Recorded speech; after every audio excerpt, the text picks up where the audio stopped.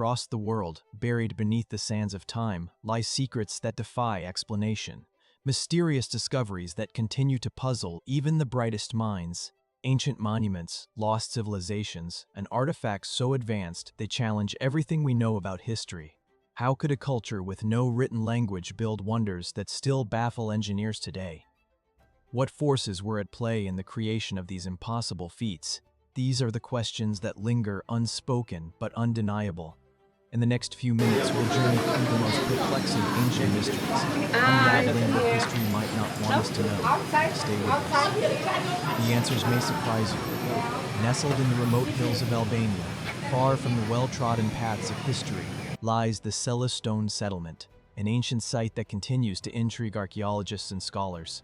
From a distance, the settlement appears as little more than a scattering of weathered stones, half hidden by the dense forests and thick misty air that shrouds the landscape. Yet, as you move closer, the true nature of the site becomes clearer. It is far from ordinary. The stones are not merely the remnants of an old village. They are large, meticulously shaped and positioned with deliberate precision, suggesting that this was no rudimentary settlement, but rather a place of profound significance. The site is thought to date back to the 4th or 3rd century BCE, a time when the ancient Tyrians, Albanians' early ancestors, are believed to have dominated the region. However, unlike other known Rion settlements, the Sela stones stand out for their unusual construction. The stones themselves are carved, not just placed.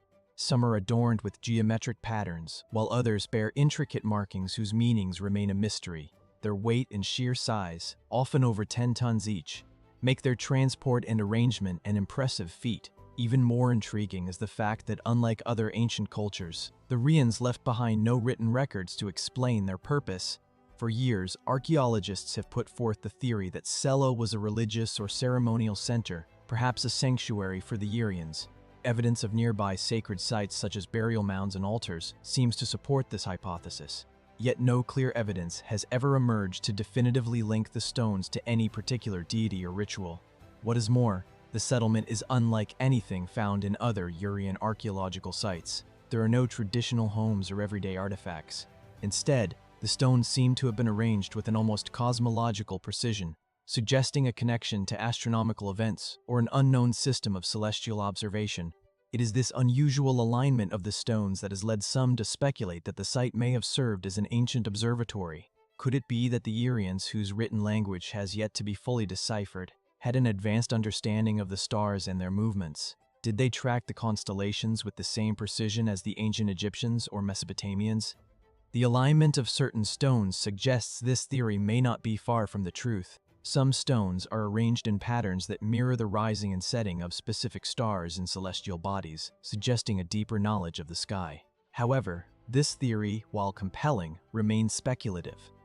There are those who believe the arrangement of the stones has more to do with a unique social or political structure. Could the site have been a meeting place for tribal leaders, a kind of ancient council hall? Perhaps the stones were erected to commemorate important events or serve as markers for territory, though such theories lack the same level of direct evidence as the astronomical hypothesis. What is perhaps most confounding is the complete absence of any definitive historical record linking the Sela stone settlement to any known culture or civilization. No inscriptions, no pottery, no clear evidence of daily life.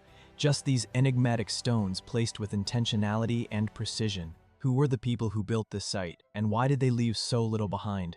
The lack of records leaves us in the dark about the identity of its creators, adding a layer of intrigue that is impossible to ignore. As much as scholars have uncovered, the Sela stone settlement remains an enigma. It is a place where the line between fact and speculation blurs, and where the silence of the past speaks louder than any answer. Was this a center of astronomical knowledge, a religious site, or something entirely different? What did the people of Sela know about the world? And how did they come to possess such knowledge? Even as modern archaeology uncovers more about the site, it seems we are no closer to answering these questions with certainty. Perhaps the most tantalizing. The mystery of all is not what the stones are or where they came from, but what they might still be hiding. What truths are still buried beneath the soil waiting to be uncovered? The Sela stone settlement is a place suspended between history and myth, a reminder that no matter how much we learn, some mysteries may always remain just out of reach. As we move further into the realm of ancient sites that defy explanation, we find ourselves in the rugged hills of Spain, where a colossal stone structure known as the Dolmen de la Pastor stands in eerie silence. This megalithic tomb nestled among the dry, windswept landscapes of the Valencian countryside is both a testament to ancient engineering and a source of lingering mystery. Its towering stones, some weighing as much as 50 tons, have stood for thousands of years, their purpose and origin still uncertain. The dolmen itself is a remarkable structure, a massive burial chamber constructed from large stone slabs arranged in a semicircular formation. At the heart of this stone arrangement lies a vast, flat capstone, which once served as the roof to the chamber below. The entrance is framed by two large upright stones, their imposing stature forming a threshold into the ancient world. This threshold is not merely symbolic. In cultures throughout history, such entrances have been seen as gateways to the afterlife, a passage between the realm of the living and the world of the dead. Scholars agree that the dolmen was constructed sometime between 4000 and 3000 BCE, placing it in the late Neolithic or early Bronze Age. This period marked a significant shift in human society, a move away from nomadic hunter-gatherer lifestyles to settled farming communities. The builders of the Dolmen Pastor were likely among the early settlers in this region, people who had begun to shape their environment in ways that were previously unimaginable. Yet, as is often the case with ancient structures, the Dolmen de la Pastor seems to defy easy classification. The mainstream explanation for the dolmen's purpose is that it served as a tomb. Archaeological evidence, including human remains discovered at the site, supports this theory. It is believed that the dolmen may have been used for communal burials, perhaps for a prominent leader or an important family group. The alignment of the structure, which faces toward the rising sun, further suggests that it may have had a ceremonial role, perhaps marking an important passage in the lives of those interred within. But even with this evidence, questions remain. What drove these ancient people to construct such a monumental tomb in the first place? Why was so much effort expended on a structure that would by its very nature be hidden beneath the earth for most of its existence? And why build it in such a remote, hard-to-reach location? The sheer scale of the dolmen, its size, precision, and the labor required to construct it suggests that it was not merely a functional burial site, but something more profound, perhaps a sacred place imbued with deep cultural or spiritual significance. One of the most intriguing aspects of the Dolmen de la Pastor is the mysterious symbolism found in its design. While it is similar in many ways to other dolmens and megalithic tombs found across Europe, it possesses certain unique features that make it stand out. For example, the chamber is not a simple rectangular space, but is instead designed with a slightly curved shape, which some scholars have suggested might represent the cyclical nature of life and death. The large capstone, which was once in place, fits perfectly within the framework of the dolmen, as if it was meant to act as a symbolic lid, an enclosure to hold the spirits of the deceased.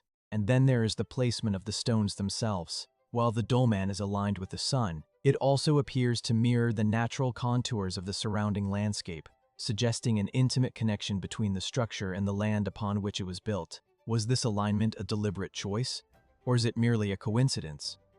These design elements have led some to speculate that the dolmen was more than just a tomb. Could it have been a site of ritualistic importance, a place where the living communed with the spirits of their ancestors? Some theories suggest that the dolmen may have been used for astronomical observations, with the stones aligned to track certain celestial events, much like other megalithic structures such as Stonehenge. However, this theory, though tantalizing, remains unproven. Others believe that the site may have had a more symbolic role, perhaps representing the cyclical nature of death and rebirth, with the sun's rising playing a key role in marking these transitions. As we leave the Dolmen de la Pastor, we are reminded that some of the world's most profound mysteries are not easily solved. Perhaps in the end, dolmen's true purpose was never meant to be fully understood. Perhaps it was built to stand the test of time, not as a record of a specific event, but as a symbol of something much larger, the eternal search for meaning in a world that often refuses to reveal its secrets. What remains now is for us to wonder, what knowledge, what truth might still be hidden in these ancient stones, waiting to be uncovered by those willing to listen.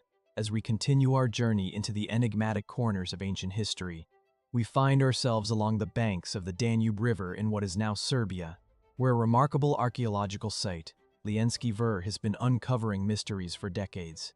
Hidden within the deep folds of time, this ancient settlement dating back over 8,000 years offers a glimpse into a culture that thrived long before written history began. What makes Lingskiver truly captivating, however, is not just its age or its artifacts, but the strange and deliberate way in which the site was organized. A layout of stones that seems to have been meticulously crafted, not just for function, but for something more. The first thing that strikes you about Lingskiver is its dramatic location. Set against the backdrop of a sweeping bend in the Danube, the settlement is perched on a natural terrace elevated above the river below. The surrounding landscape, marked by dense forests and rocky cliffs, adds an air of mystery to the site. It's as if the ancient inhabitants chose this spot not only for its strategic advantages, but because it was in some way special, perhaps sacred. This impression deepens when we consider the structures that were built here. The buildings at Lingskiver are nothing like the crude huts often associated with early human settlements. Instead, the settlement is marked by a series of unusually shaped stone foundations. The homes, which are often referred to as semicircular or trapezoidal, are organized in neat rows, and they show an impressive degree of planning. What is particularly striking is the consistent pattern in which they were arranged. Each structure features a large centrally placed hearth surrounded by a semicircular stone platform. These platforms made of precisely shaped stones suggest a level of engineering sophistication that seems almost out of place for a community that lived during the Mesolithic period. But it's not just the layout that puzzles archaeologists, it's the stones themselves. The inhabitants of Lingskiver didn't just build structures. They placed an extraordinary number of carved stones. Some of them feature human-like faces. These sculptures, roughly carved but deeply expressive, depict beings with exaggerated features, their eyes wide and their expressions often solemn. Were these figures symbolic of deities or ancestors? Or were they representations of the community's spiritual beliefs? What do these carved faces tell us about the worldview of the people who created them? The discovery of these carvings alongside the stone layouts has led researchers to propose several theories about the purpose of the settlement. Some scholars suggest that the site served as a religious center, with the stone faces perhaps representing gods or spirits the people worshipped. The symmetrical, almost ceremonial arrangement of the buildings supports this theory. It's clear that this was no ordinary settlement. The people of Lingskiver were not merely living here. They were intentionally shaping their environment in ways that went beyond survival, hinting at a deeper connection to the land, to the river, and perhaps to the cosmos itself. Others argue that the settlement was part of a larger, more sophisticated system of trade or social organization. Its strategic position along the Danube would have allowed it to serve as a hub for the exchange of goods and ideas between the people of the river basin. The advanced knowledge required to construct the buildings and carve the stones suggests that the people of Lingskiver had a deeper understanding of geometry, architecture, and possibly astronomy. Could this have been a place of learning where knowledge was passed down through generations? Or was it a place of power with the stone arrangements serving as markers of status or authority? Yet, while these theories are compelling, they still leave many questions unanswered. Why were the structures so uniquely designed? What was the purpose of the unusual symmetrical stone platforms inside the houses? Were these designs related to ritualistic practices or to some understanding of cosmic order? The positioning of the buildings also invites speculation. The exact alignment of the structures with the sun and the stars has led some to suggest that the people of Lingskiver were practicing early forms of astronomy. Could the site have been used for celestial observation, marking important astronomical events or seasonal changes? The carefully constructed hearths placed at the center of each home might have also had a symbolic function, perhaps representing the heart of the community or a spiritual focal point. One of the most curious aspects of the site is the apparent lack of traditional burial practices. While there are a few human remains found at Lingskiver, they are not arranged in a typical graves one might expect for such an ancient settlement. The absence of elaborate burial sites adds another layer of mystery to the settlement. Did the people of Lingskiver have a different conception of death and the afterlife, perhaps one that didn't require burial? Or is it possible that the site's function changed over time and burial practices were developed elsewhere? Despite decades of research, much about Lingskiver remains speculative. Its intricate stone carvings, its unusual layout, and its lack of a clear cultural context leave archaeologists with more questions than answers. Some have even suggested that the site could be a remnant of a lost civilization, one whose legacy was wiped away by time, leaving only these curious fragments behind. The precision with which the stones were carved, along with the complexity of the settlement's layout, suggests a level of skill and knowledge that might have been shared by a broader, perhaps even more advanced culture. As we stand at the edge of this mysterious settlement, looking out over the Danube and the stone layouts that have stood for thousands of years, it is hard not to wonder what was the true purpose of Linski Vir. Was it a spiritual center, a hub of trade, or something else entirely? What knowledge did its builders possess, and how did they pass it on? Perhaps we will never know the full story of Linski Vir, but the site itself, this seemingly ordinary collection of stones, invites us to consider a much larger mystery. How much of the ancient world remains hidden, waiting to be discovered? The answers may be buried beneath the earth, locked in stone, or lost to the river's depths. But they are out there waiting to speak to us. As our exploration of ancient sites continues, we find ourselves in the rolling hills of Wales, where the earth holds a secret buried for millennia. The Tinkinswood Burial Chamber, a megalithic structure that dates back over 6,000 years, is a silent monument to a people who left no written records, only these enduring stones. Situated near the village of St. Nicholas, the chamber is part of a larger landscape of prehistoric sites scattered across the Welsh countryside. Yet, despite its relative obscurity, Tinkinswood remains one of the most intriguing and mysterious burial chambers in Europe. The chamber itself is imposing, constructed from a series of massive stones, the largest of which is a capstone that weighs around 40 tons. This stone, which forms the roof of the chamber, is balanced on a series of upright stones, creating an awe-inspiring structure that seems almost too perfect, too deliberate for its age. At over 20 feet long, the capstone is one of the largest of its kind in Britain, and its sheer weight and size make the construction of the tomb all the more remarkable. But it's not just the scale that draws attention. It's the precision with which the stones were arranged. The layout of the chamber is clearly planned, and the entire structure is aligned in such a way that it captures the first light of dawn, suggesting that the builders may have had an understanding of astronomy, or at the very least, a keen sense of the rhythms of the natural world. What sets Tinkinswood apart from other burial sites is not only its scale, but the stories it tells, or rather the stories it refuses to tell. The burial chamber, though impressive, holds few clues as to its purpose or the people who constructed it. Archaeologists have unearthed remains from at least one individual, possibly more, and a variety of artifacts, including pottery, tools, and animal bones, suggesting that the chamber was used for ritualistic burial. Yet, unlike other burial sites of the same era, there is little in the way of decoration or ceremonial objects to offer insight into the beliefs or practices of those who used it. The structure's solitary nature also raises questions. Many other tombs from this period are part of larger complexes with multiple chambers or interconnected structures, but Tinkinswood stands alone, its stones surrounded by the quiet of the countryside. Why build such a grand monument in such a remote location? And why with such an emphasis on its size and placement? Was this tomb designed for a single highly revered individual, or was it part of a broader community-wide practice?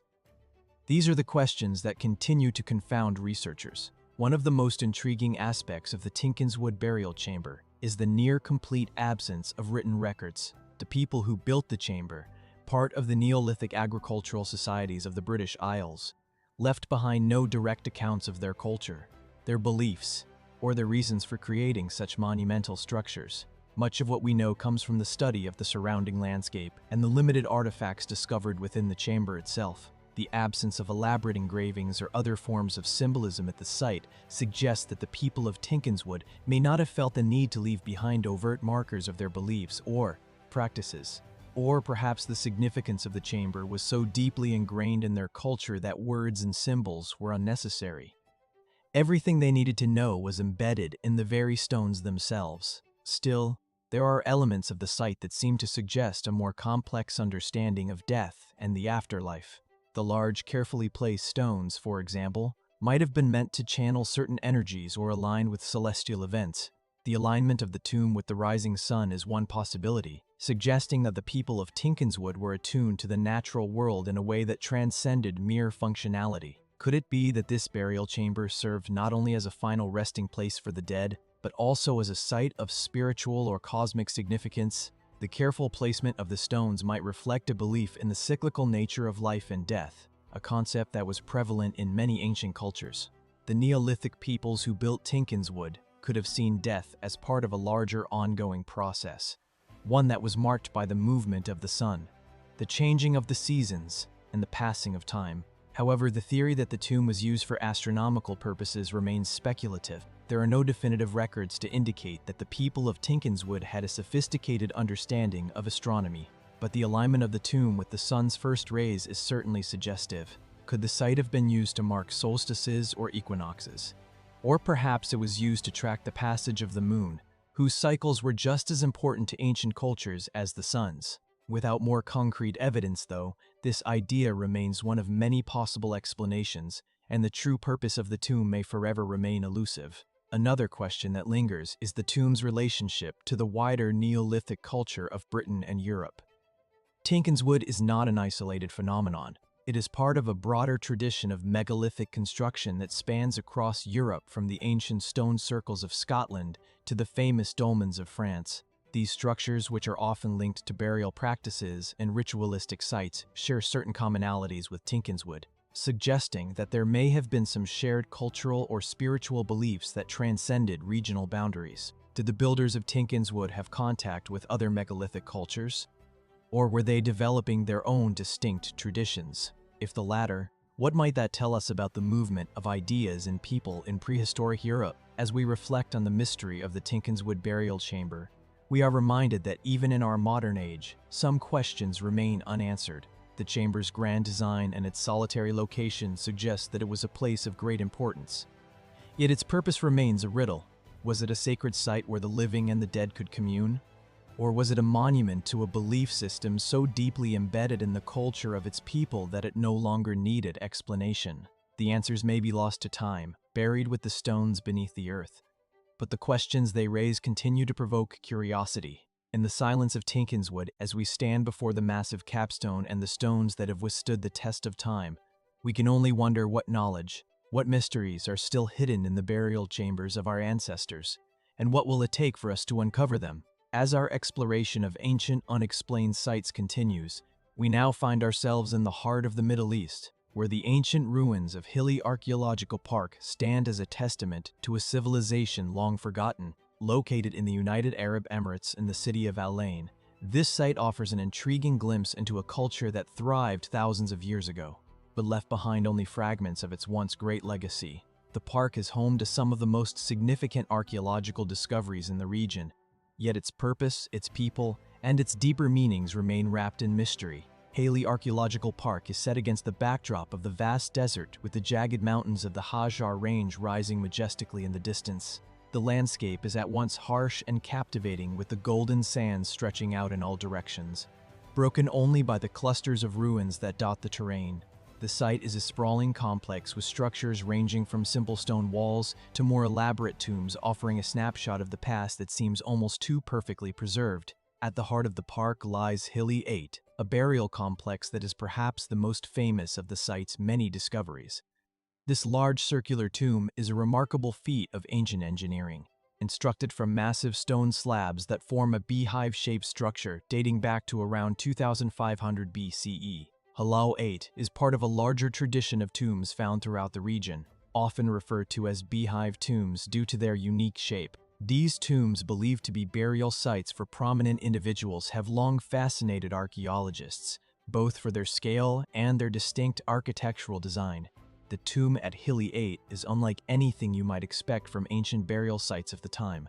The precise alignment of the stones, the deliberate shaping of the walls, and the careful planning of the burial chambers within suggest that this was no ordinary grave. It was designed to be something far more significant, an architectural statement, perhaps a symbol of power, status, or reverence. Yet, despite its clear importance, there are no inscriptions or direct evidence to explain its meaning.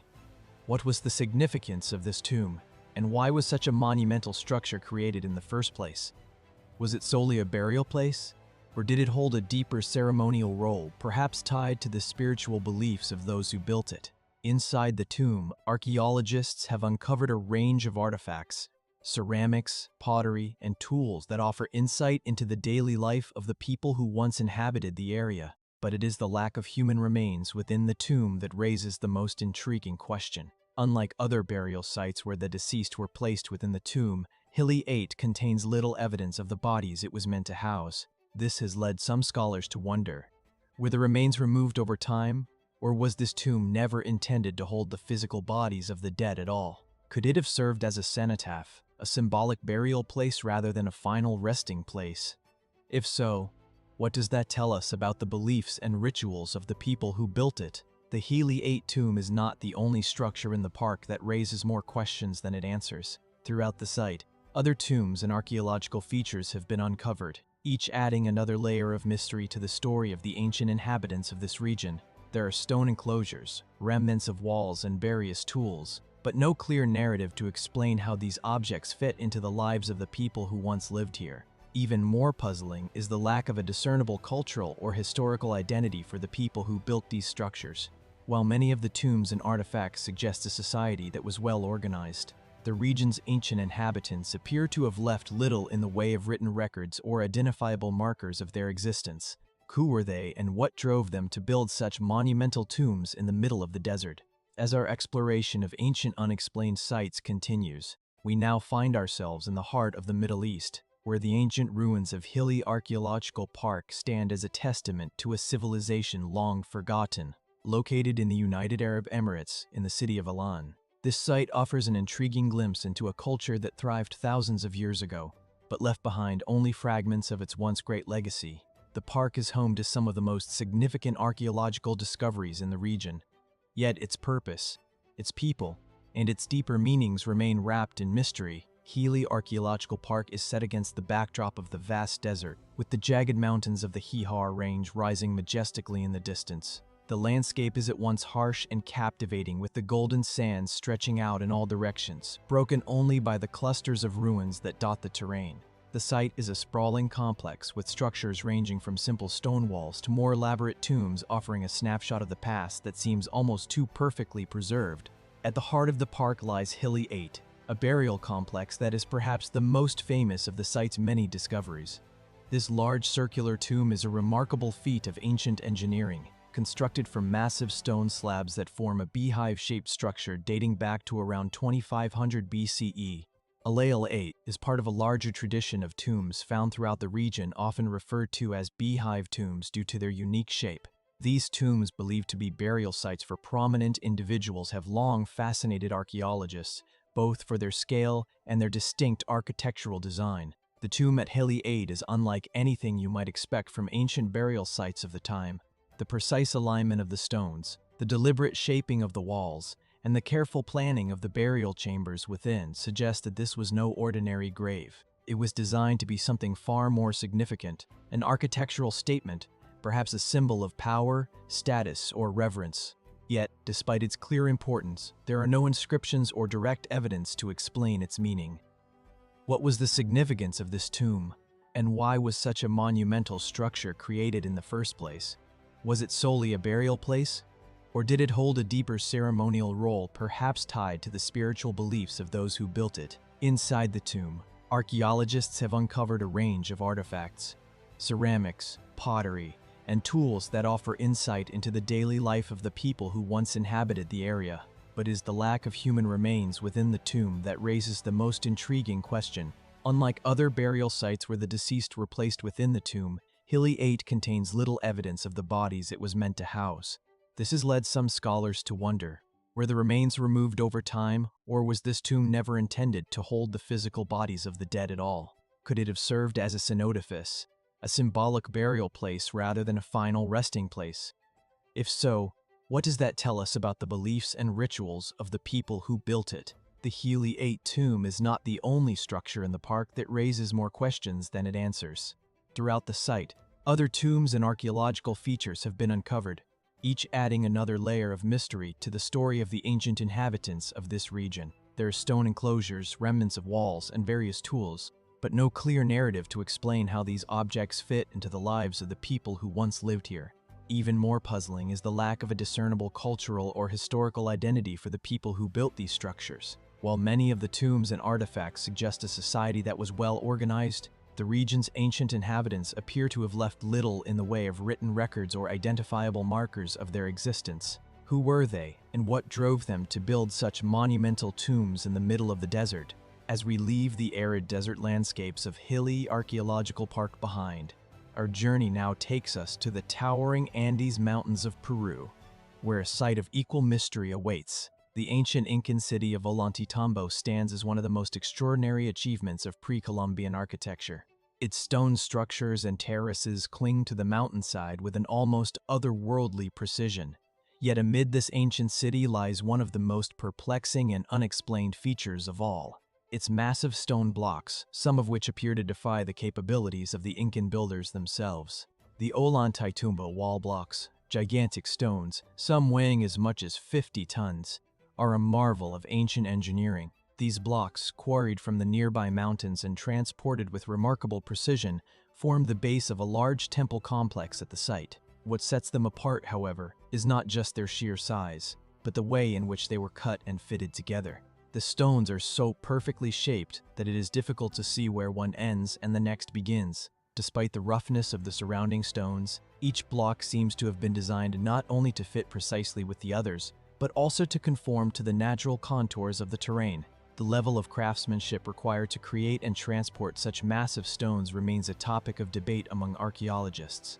Traditional Incan methods, such as the use of primitive tools and manpower, are often cited as the primary means of constructing such structures. Yet even with these methods, the difficulty of cutting, shaping, and moving these massive stones over great distances remains a challenge. How, for instance, could the Incas, whose advanced engineering skills were undeniably impressive, have moved and placed these heavy blocks with such precision without the aid of wheels, cranes, or any advanced lifting equipment? The traditional explanation suggests that the Incas used a combination of brute force, ingenuity, and simple tools like levers, ropes, and ramps to move the stones. But that explanation begins to falter when we consider the sheer size and number of the blocks involved and the lack of evidence for such complex methods being employed on such a massive scale. Many of the blocks at Ollantaytambo are so large that it seems implausible that they could have been moved with anything less than sophisticated machinery. This raises the question, could the Incas have had access to technologies that have since been lost to history? Or could these stones have been cut and placed by an earlier civilization, one whose knowledge and tools were more advanced than those of the Incas? Some fringe theories suggest that the construction of Ollantaytambo might have involved the use of technologies far beyond what we typically associate with the ancient world. Could the massive stones have been moved and shaped using techniques that we no longer understand? Some proponents of this theory point to the precision with which the blocks are fitted together, so exact that even a piece of paper cannot fit between them, and suggest that the Incas may have had access to methods involving sound, vibration, or even an understanding of the Earth's natural frequencies. Could it be that the stones were not carved but rather grown into shape using advanced sonic or vibrational technologies? It sounds like something out of science fiction, but in the absence of definitive answers, these questions persist. Perhaps even more puzzling is the fact that some of these massive stones appear to have been abandoned mid-construction. Scattered throughout the site are unfinished blocks left lying on the ground in various stages of preparation. Some have been partially carved, while others appear to have been dropped or abandoned in place. This raises the possibility that the construction of Ollantaytambo was halted abruptly, possibly due to an event or crisis that disrupted the work. But why leave such monumental projects unfinished? Was it a sudden shift in leadership, the death of a key architect, or something more mysterious that caused the work to stop? The unfinished nature of the blocks hints at a narrative that has been lost to time, one that we can only guess at. The positioning of the wall blocks also adds to the intrigue. These massive stones were not just used to create walls. They were placed with purpose and intention, aligning with the surrounding mountains, valleys, and even the stars.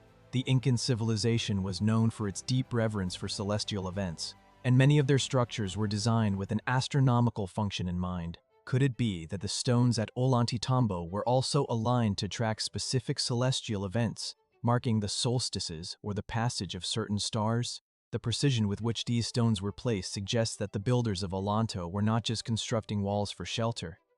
They were creating a living monument to the natural world, a structure that was as much about aligning with the cosmos as it was about practical needs. Yet, for all the advanced knowledge displayed in the construction of Ollantaytambo, we are still left with many unanswered questions. Why were these stones placed in such an exacting manner? What was the true purpose of the large temple complex at Ollantaytambo?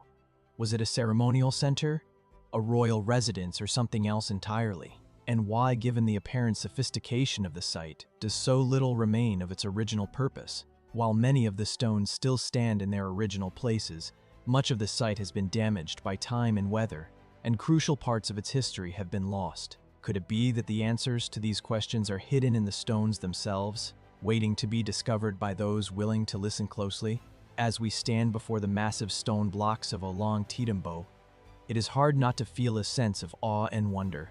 These stones, so large and perfectly formed, seem to hold secrets that have been lost to the ages. The people who built this site, whether they were the Incas or an earlier unknown civilization, possessed knowledge that we can only begin to understand. What technologies did they use to move and shape these massive blocks with such precision?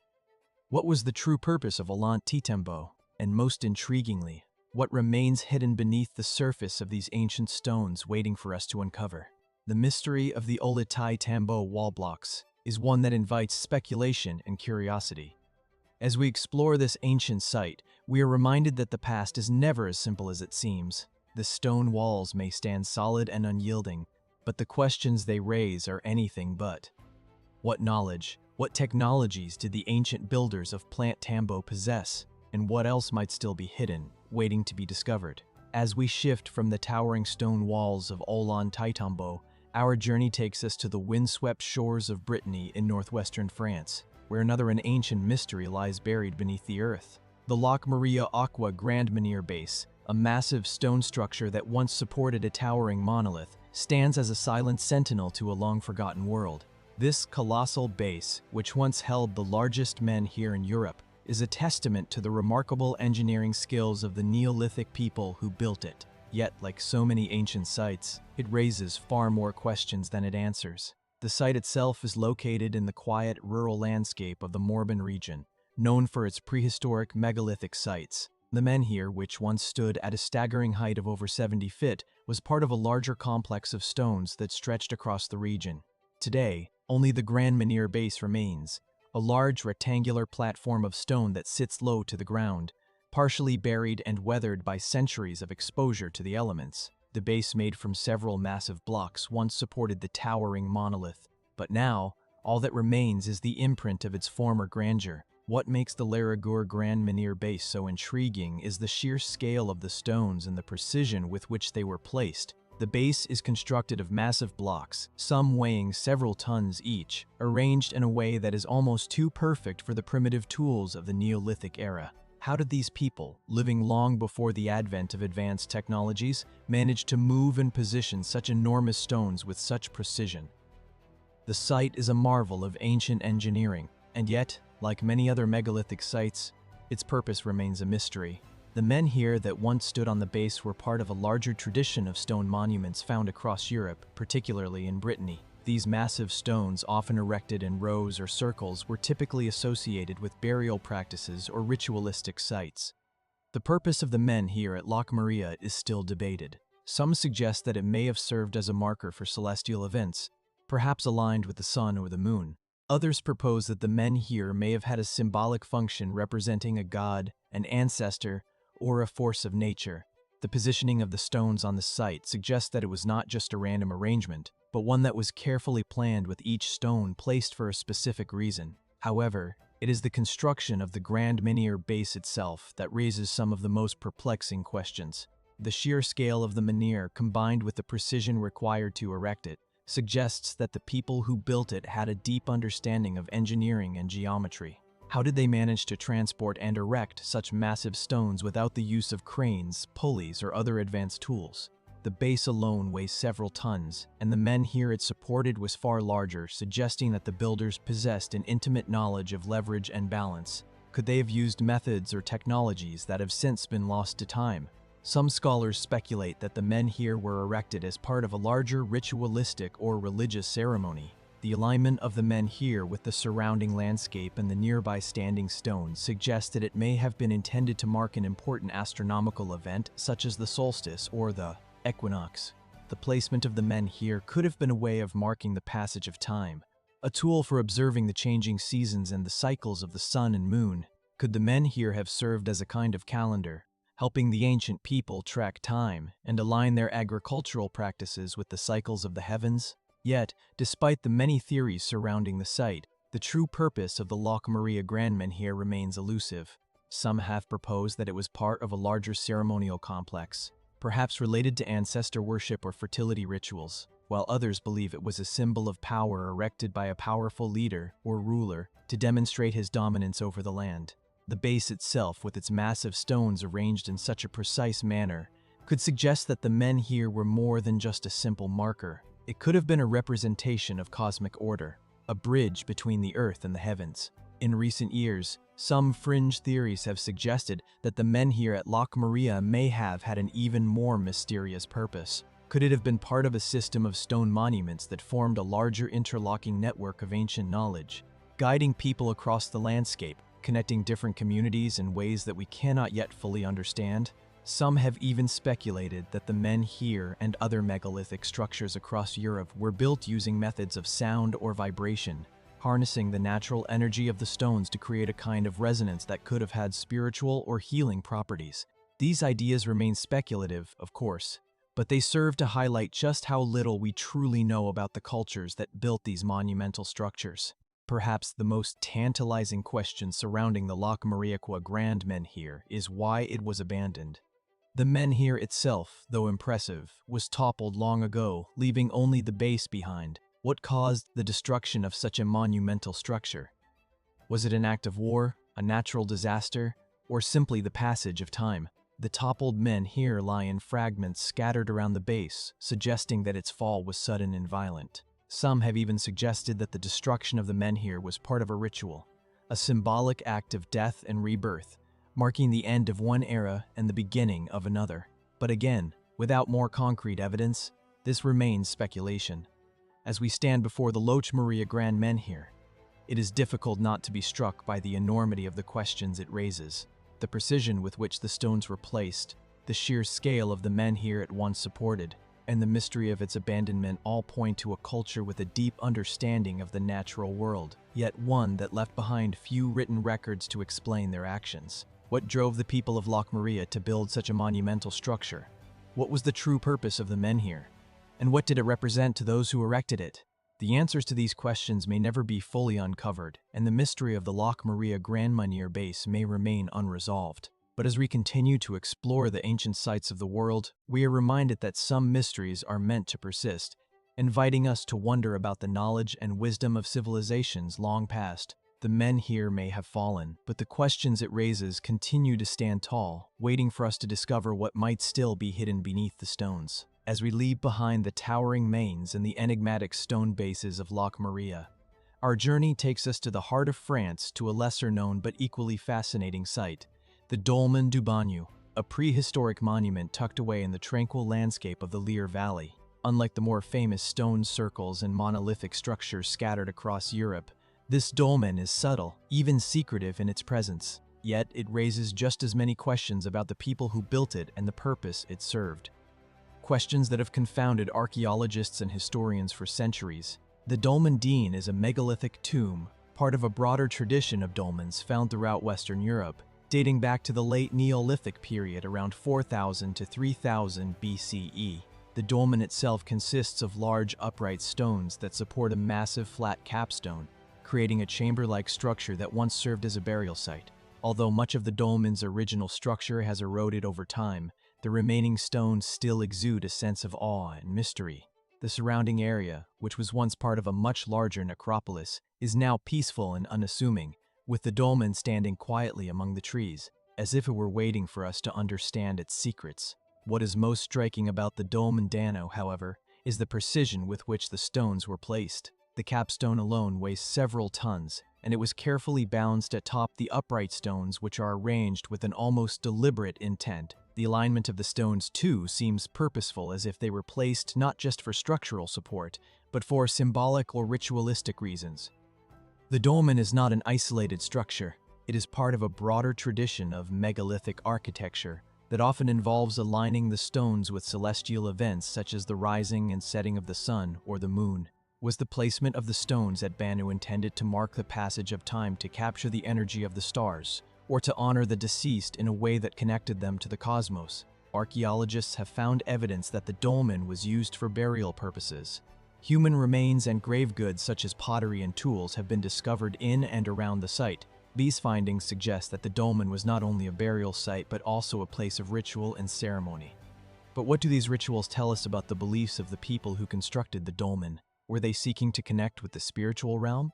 Or was the dolmen a way to honor the dead, ensuring that the deceased remained connected to the living community? The presence of grave goods such as pottery hints at a belief in an afterlife, a place where the dead would need provisions for their journey. Yet there is little else in the archaeological record to explain the specific rituals that took place at this site. The construction of the dolmen itself also raises fascinating questions. How did the builders of Bagnu manage to transport and position such massive stones, some weighing several tons, without the use of modern machinery? Traditional explanations suggest that the builders used simple tools, levers, and ramps to move and place the stones. However, the sheer size of the stones at Bagnu, along with their precise positioning, suggests that the builders possessed a deep understanding of engineering and geometry. Could they have had access to techniques or technologies that have since been lost to history? Some fringe theories propose that the ancient people of Bagnu may have used advanced methods, such as sound or vibration, to manipulate the stones. While these ideas remain speculative, they serve to highlight the mystery of how such a monumental structure was created using only the most basic of tools. What makes the Dolmen Danu particularly intriguing is the lack of clear documentation surrounding the site. While many dolmens in Europe have been thoroughly studied, the details of the people who constructed the dolmen and the specific purpose it served remain elusive. The absence of detailed records, either written or oral, leaves us with only the stones themselves as clues. Who were the people who built this structure? Were they part of a larger culture that shared similar beliefs and practices? Or was Bagnu a unique site with its own distinct customs? Some researchers have speculated that the dolmen may have been part of a network of ritual sites used by different communities to connect with the supernatural world. Others suggest that the site could have been a marker of social or political power, a way to demonstrate the importance of the individual or family buried within. The lack of definitive answers leaves the door open for multiple interpretations. Another intriguing aspect of the dolmen is its relationship to the surrounding landscape. The site itself is located in a relatively remote part of the Lear Valley, an area known for its dense forests and rolling hills. The positioning of the dolmen within this landscape is noteworthy. Did the builders choose this location for its proximity to the natural world? Or was there a deeper, more symbolic reason for placing the dolmen in this specific spot? Many megalithic sites across Europe are strategically placed to align with key natural features such as rivers, hills, or mountains. And this could be the case at Bagnu as well. Did the location of the dolmen have a cosmic or spiritual significance? Was it meant to harness the energy of the earth, or was it a focal point for community gatherings and ceremonies? Despite the wealth of archaeological data collected from the site, much of the story of the Dolmen Dene remains untold. The questions surrounding its construction, its purpose, and the people who built it continue to baffle researchers. Was it simply a burial site, or did it serve a greater ceremonial function, perhaps as a place of worship or ancestor veneration? The lack of written records and the mysterious nature of the site only add to its allure, leaving us with more questions than answers. As we stand before the weathered stones of the Dolmen Danu, it is impossible not to feel a sense of connection to the ancient people who built it. The precision with which the stones were placed, the care taken in their arrangement, and the lack of clear answers all serve to deepen the mystery of the site. What was the true purpose of this monument? What beliefs and rituals were enacted here? The dolmen stands as a silent witness to a time long past, but its mysteries remain unsolved, waiting for us to uncover what still lies hidden beneath the earth. As we continue our journey through ancient and mysterious sites, we now turn our attention to a location where history, religion, and unexplained architectural wonders converge, the ancient ruins of Qumran, nestled along the shores of the Dead Sea in the arid landscapes of Israel. This region is best known for its association with the Dead Sea Scrolls, a collection of texts that have altered our understanding of early Jewish culture and Christianity. Yet beyond the scrolls, there exists another enigma.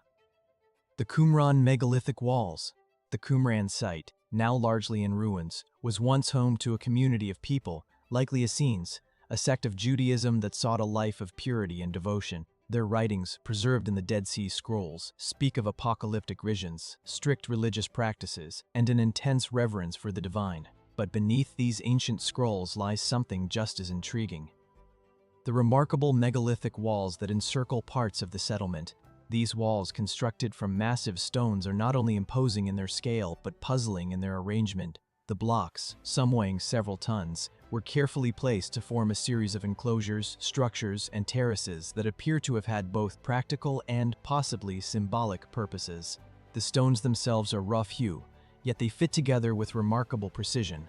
Despite their obvious size, the methods used to transport and position such immense stones in the harsh desert environment remain unclear.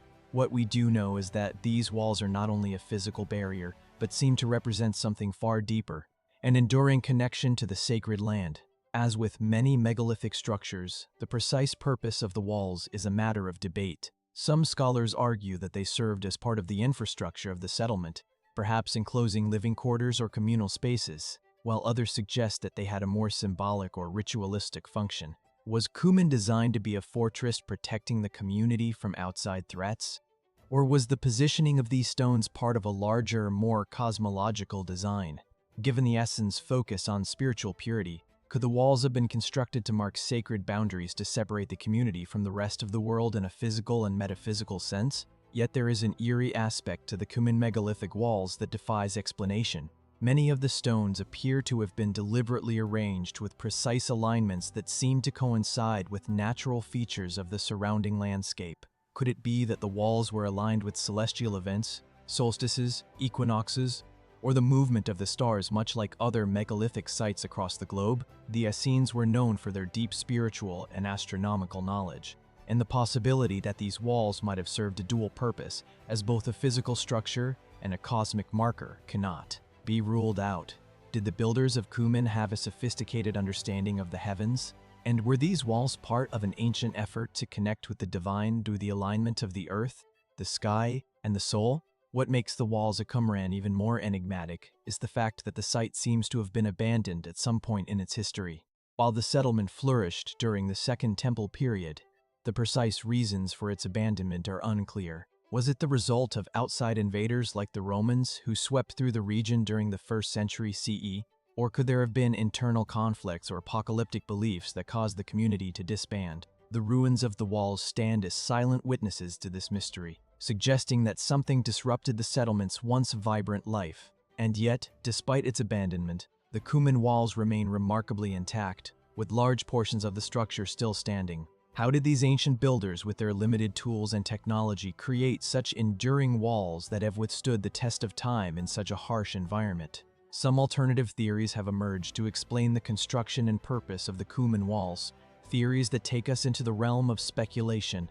Could the walls be evidence of a more advanced civilization, one with knowledge and technology far beyond what we typically associate with the Essenes? Some have suggested that the ancient inhabitants of Cumin may have had access to building techniques or materials that were lost to history, perhaps even using advanced sound or resonance technologies to move and place the massive stones. These theories are of course controversial and not widely accepted by mainstream archaeologists, but they add an intriguing layer of mystery to an already enigmatic site. The relationship between the Cumin walls and the surrounding landscape is also worth considering. The site is situated in a unique location, with the stark desert on one side and the tranquil waters of the Dead Sea on the other. Could the positioning of the walls have been deliberately chosen to harness the energies of the land, the water, and the sky? Many ancient cultures believed in the power of sacred geography. Certain places were thought to have inherent spiritual significance due to their natural features. Was Cumin one such place? The proximity to the Dead Sea, known for its high salt content and mystical properties, adds another layer of intrigue. Did the ancient people of Cumin believe that the walls helped them tap into the unique energies of the landscape, creating a barrier between the sacred and the profane, the divine and the earthly? One of the most captivating elements of the Cumin megalithic walls is the fact that they exist in isolation. Unlike the stone structures of other ancient civilizations, which often formed part of a larger network of megalithic monuments, the walls at Cumin seem to exist as singular, independent features. There are no obvious connections to other megalithic sites in the region, and the walls themselves seem to stand apart from the surrounding landscape in a way that makes them unique. Why was this one community so focused on creating such a monumental structure? And why did it stand alone without the sprawling networks of stones that are often associated with other ancient cultures? The isolation of the Cuman walls suggests that they were deeply important to the people who built them, perhaps as a symbol of separation or sanctity, marking the borders of a sacred space that was meant to remain undisturbed. As we stand before the remnants of the Cuman megalithic walls, it's difficult not to be drawn into the mystery they present. These stones, weathered by centuries of wind and time, hold secrets that have yet to be fully revealed. The purpose of the walls, the identity of the people who constructed them, and the reasons for the abandonment of the site remain unanswered. What knowledge did the builders of Cuman possess? Were they trying to create something sacred, or were they simply marking boundaries, both physical and spiritual? The questions linger in the stillness of the ruins, waiting for answers. As the walls stand guard over a history that has yet to be fully understood, the mystery of Qumran and its megalithic walls is far from solved, and it continues to provoke curiosity and speculation. As we walk among these ancient stones, we can only wonder what truths might still be hidden beneath the earth, waiting for us to uncover. And what stories do these walls have to tell if we only knew how to listen? As we leave the enigmatic walls of Qumran behind, our journey now takes us to the rugged green hills of Galatia in the far northwest of Spain.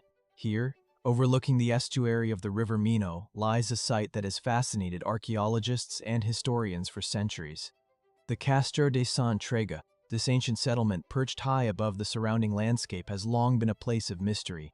Its origins, purpose, and eventual abandonment are still shrouded in uncertainty. The Castro de Santa Tra is an impressive archaeological site dating back to the Iron Age, and it is thought to have been the heart of a Celtic settlement. The word Castro refers to the fortified hilltop settlements built by the Celts across the Iberian Peninsula, and Santa Traga is one of the most well-preserved examples. As you approach the site, you are immediately struck by the sheer scale and strategic location of the settlement. Its defensive walls, constructed from massive stones, encircle a series of terraces and circular dwellings that cling to the mountainside. The settlement's design is as striking as it is functional. Its winding paths and steep inclines suggest a strong connection between the community and the land that supported it. From the summit of Sanitri, the view is nothing short of breathtaking. The settlement commands an expansive view of the surrounding countryside, the estuary stretching out beneath the sky. The Celts, known for their deep connection to nature, would have seen this site as both a practical stronghold and a sacred place, one that offered not only defense but a spiritual link to the forces of the natural world. The strategic placement of the site on a hilltop would have provided protection against invaders, but also allowed the inhabitants to survey the land around them, an essential feature in a time when the threat of conflict was ever present. The history of the Castro de Santa Traga is intertwined with that of the Galazi, the Celtic tribe that inhabited the region. While the site was likely established in the early centuries of the first millennium BCE, it reached its height around the 1st century BCE. During this time, the settlement would have been a thriving hub of trade, culture, and ritual. The Celts were known for their warrior culture as well as their elaborate religious practices. The site's proximity to the river and its elevated position suggest that it may have had symbolic significance, potentially marking it as a place of spiritual or ritual importance. Archaeological excavations at the Castro de Santaga have uncovered a wealth of information about the life of its inhabitants. The remains of circular stone dwellings with their distinctive thatched roofs indicate a well-organized society where each household was likely involved in farming, animal husbandry, and trade. The settlement's layout, with its series of concentric walls and gates, suggests a carefully planned community designed not just for defense, but for communal living. Yet despite these discoveries, many questions remain about the exact nature of life at Sanatrega. What kind of social structure governed this settlement?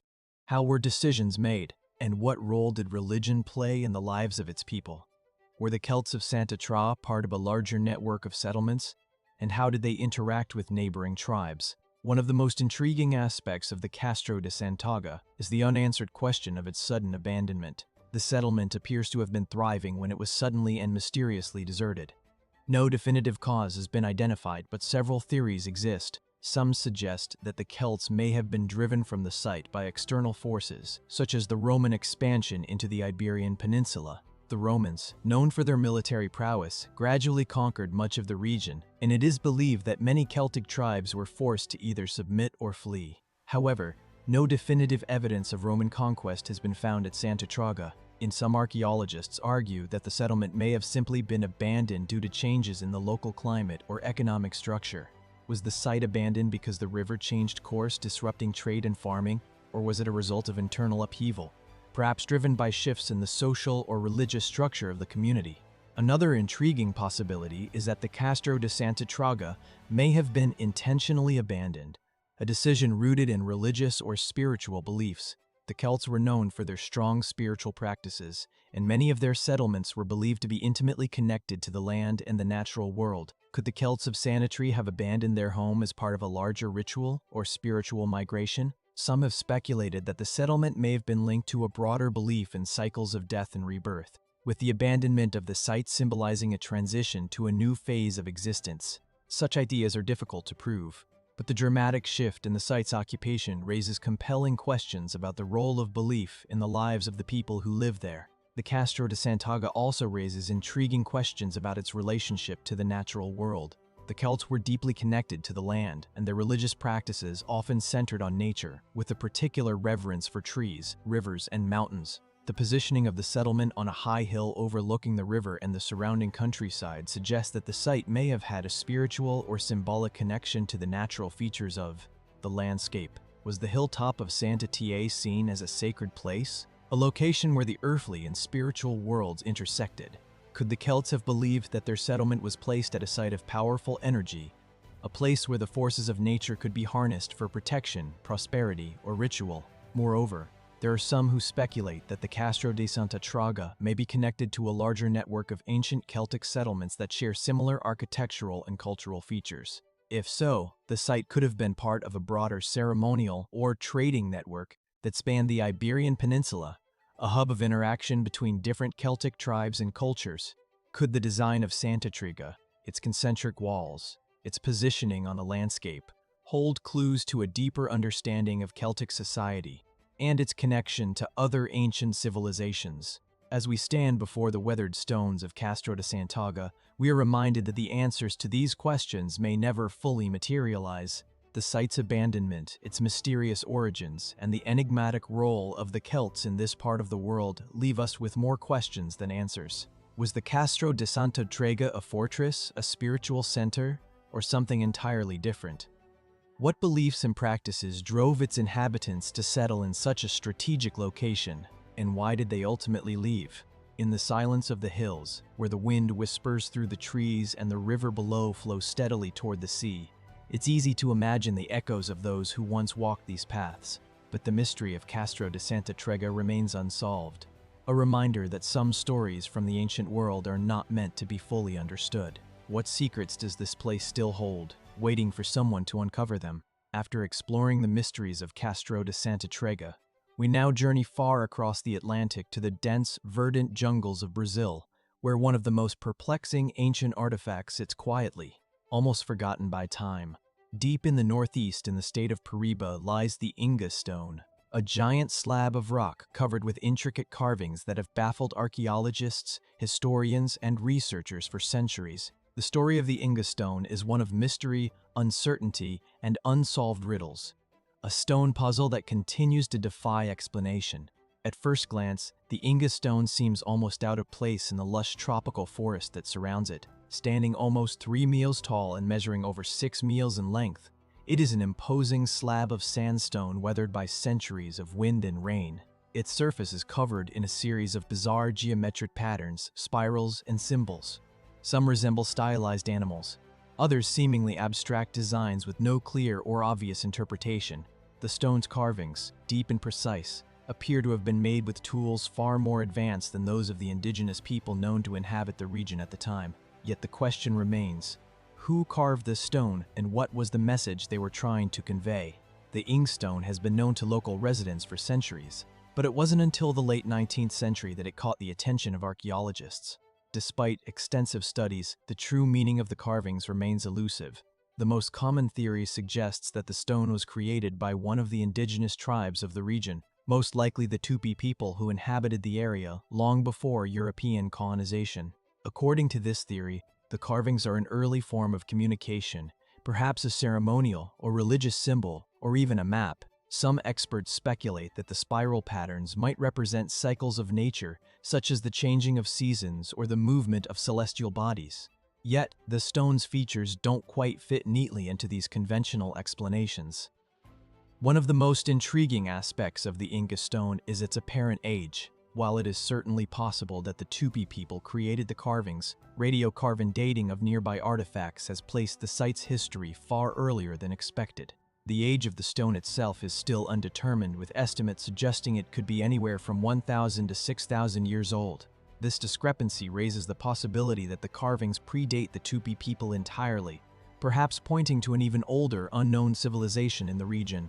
What's more, the intricacy of the carvings suggests a level of craftsmanship and symbolic intent that is difficult to reconcile with the technology available to the indigenous tribes of Brazil at the time. Could it be that an advanced lost civilization was responsible for the Ingo stone? Some researchers point to the sophistication of the patterns and their potential alignment with celestial bodies as evidence of a much older, more advanced culture, one that existed long before the known indigenous groups. Could these carvings be a form of astronomical knowledge used to track the movements of the stars? Or perhaps even a record of ancient rituals? Speculative theories about the origins of the Inga stone abound. Some fringe researchers have suggested that the carvings could be evidence of contact with ancient visitors from across the ocean. The idea that distant civilizations such as the Egyptians or even the Phoenicians reached the shores of South America long before the arrival of the Europeans is a controversial and largely dismissed theory in mainstream academia. However, the level of detail and the symmetry of the carvings have led some to wonder if there might be more to this story than we know. Was the Inga stone perhaps the work of seafaring peoples from another land, leaving their mark on the Americas long before Columbus? Another theory posits that the Inga stone could have a more symbolic or spiritual significance. Some have proposed that the intricate carvings are part of an ancient ritualistic practice, possibly linked to shamanic traditions. The spiral patterns, which resemble motifs seen in other ancient cultures worldwide, could represent the cyclical nature of life and death, or the journey of the soul.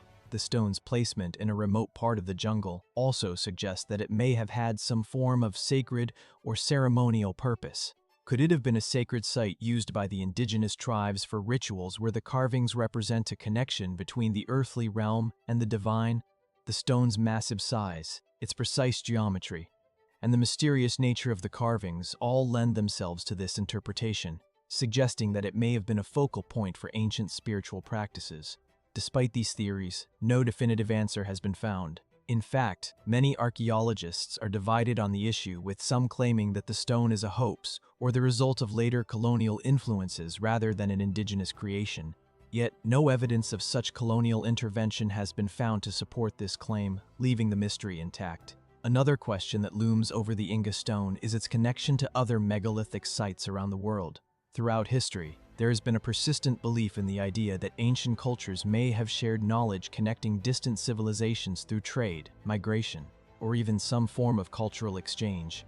The patterns on the Inga stone, spirals, triangles, and repetitive geometric shapes are strikingly similar to motifs found in other ancient cultures such as the Mech in Central America, the Celts in Europe, and the indigenous cultures of North America. Is it possible that these cultures were more interconnected than we have been taught? Could the Ingo stone be part of a much larger puzzle, one that ties together the ancient world in a way that we are only beginning to understand? In examining the stone, there's an overwhelming sense of something left unsaid, a message that has evaded us for millennia. The Ingo stone sits in silence, waiting to reveal its secrets, but the meaning of its carvings remains obscured by time. What knowledge did its creators intend to preserve, and why did they leave it behind in such an isolated and remote location? The stone's mystery is not just about its origins, but about the people who made it and their place in the history of our planet. The Ingo stone is a silent testament to a past that remains just beyond our reach. The more we learn about it, the more questions arise. And as with so many other ancient wonders, the answers seem to slip further into the distance. The stone's true purpose, its creators, and its meaning remain elusive, perhaps forever. What truths still lie hidden in its carved surface, and what other ancient knowledge like this remains buried, waiting for the right eyes to see it? As we leave the Inga stone behind, we are left with a profound sense of wonder, knowing that some mysteries may never be solved, but will continue to fascinate and intrigue us for generations to come. Leaving the enigmatic Ing stone behind, we now travel to the heart of the Caucasus in the rugged mountains of Georgia, where the ruins of the Abui fortress stand as silent sentinels over an ancient land. Perched atop the steep cliffs of Mount Abui, this fortress remains one of the most fascinating and mysterious archaeological sites in the region, overlooking the vast plains below. It speaks to a time when defense, power, and survival were intricately tied to the landscape and to a forgotten history that continues to captivate historians and researchers. The Abui fortress is a striking structure built in the 9th century, though its origins may extend even further back, obscured by the erosion of time. The site is not just a single fortress, but a complex network of fortifications, walls, and towers, all crafted from local stone. The fortress's strategic position at top Mount Abui suggests that it was designed to control the surrounding territory, a vital military outpost for the kingdoms and tribes of ancient Georgia. From its perch, the fortress would have had a commanding view of the land, a clear advantage for spotting approaching enemies and defending against invaders. Yet, as impressive as its military function was, the Abui fortress holds deeper mysteries. One of the most remarkable aspects of the fortress is its construction. The walls of the fortress, though weathered by centuries of wind and rain, still stand strong and imposing. Some sections of the walls are composed of massive stone blocks, each weighing several tons, carefully fitted together without mortar. The precision of the stonework is astounding, suggesting not only advanced engineering techniques, but also a deep understanding of the landscape. How did the builders manage to transport and position such large stones in such a remote and rugged location, especially when no evidence of sophisticated tools or machinery has been found? The sheer scale and durability of the fortress suggests a level of craftsmanship that defies the conventional understanding of the period. The purpose of the Abuli fortress has long been a subject of debate. On the one hand, its military function is clear. Its position, design, and construction all point to its role as a defensive stronghold. Yet, there are other aspects of the site that hint at a more complex history. Some researchers have suggested that the fortress may have had a symbolic or ceremonial function, possibly serving as a place of religious or cultural significance. The precise alignment of certain structures within the fortress, such as its towers, suggests that the builders may have incorporated astronomical or spiritual elements into its design. Could the fortress have served not just as a fortification, but as a place of power where the rulers or leaders of the region were believed to commune with the divine or with the forces of nature? Despite its military and possible spiritual significance, the Abui fortress remains largely unexplored and understudied. The region around the fortress is rugged and difficult to access, which has undoubtedly contributed to the site's relative obscurity. In recent years, however, archaeologists have begun to pay closer attention to the site, uncovering new information about its history and construction. Yet, for all that has been discovered, many aspects of the fortress remain a mystery. One of the most puzzling elements of the Abui fortress is its sudden abandonment. Like many other ancient fortresses, Abui was left to fall into ruin with little explanation as to why its occupants abandoned such a strategically important site. Some historians suggest that the fortress may have been overtaken by invaders, perhaps during the tumultuous periods of the medieval Caucasus, when various tribes and kingdoms vied for control of the region. Others point to the possibility of internal strife, perhaps a collapse of the ruling dynasty, or an economic or political decline that rendered the fortress unnecessary. Could the fortress have been abandoned because it no longer served its purpose? Or was there a more profound reason for its desertion? Was the site once a symbol of power and security eventually left to the elements? Its once proud walls become little more than a forgotten relic of a past era. Adding to the mystery of the Abui fortress is the possibility that it was part of a much larger network of fortifications spread across the Caucasus. Some researchers believe that the fortress was not an isolated structure, but was connected to a broader system of defense and communication across the mountains. Could Abuli have been part of a strategic military alliance, serving as a key outpost in a larger geopolitical struggle? Were there other fortresses like it hidden in the mountains, each playing a role in a wider defense network that has since been lost to history? As we explore the Abuli fortress, we are confronted not only with the awe-inspiring skill of its builders, but also with the many unanswered questions that remain. What drove the construction of such a formidable structure in such a remote and rugged location? Who were the people who lived and worked here? And what was their relationship to the broader history of the Caucasus? Were they simply military rulers, or did they play a more complex role in the region's cultural and spiritual life? The Abuli fortress may be a relic of a military past, but it is also a symbol of a deeper, more profound mystery. Its walls, its towers, and its strategic position on the mountaintop all speak to a world that has long since disappeared, leaving behind only the echoes of its past. And yet, as with so many ancient sites, we are left to wonder, what more might we learn if we could uncover the full story of the fortress and its builders? What knowledge remains hidden beneath the weathered stones waiting to be revealed? In the end, the Abui fortress remains a puzzle, its significance and purpose still shrouded in mystery. The more we learn about it, the more questions arise and the deeper the mystery grows. Perhaps the answers lie in the stones themselves, waiting for the right person to decipher the clues and unlock the secrets of this ancient fortress. But for now, we can only stand in awe before it, marveling at the ingenuity and mystery of a past that still refuses to fully reveal itself. From the imposing and mysterious walls of Abui Fortress, we now shift our gaze to a far more ancient yet equally enigmatic site.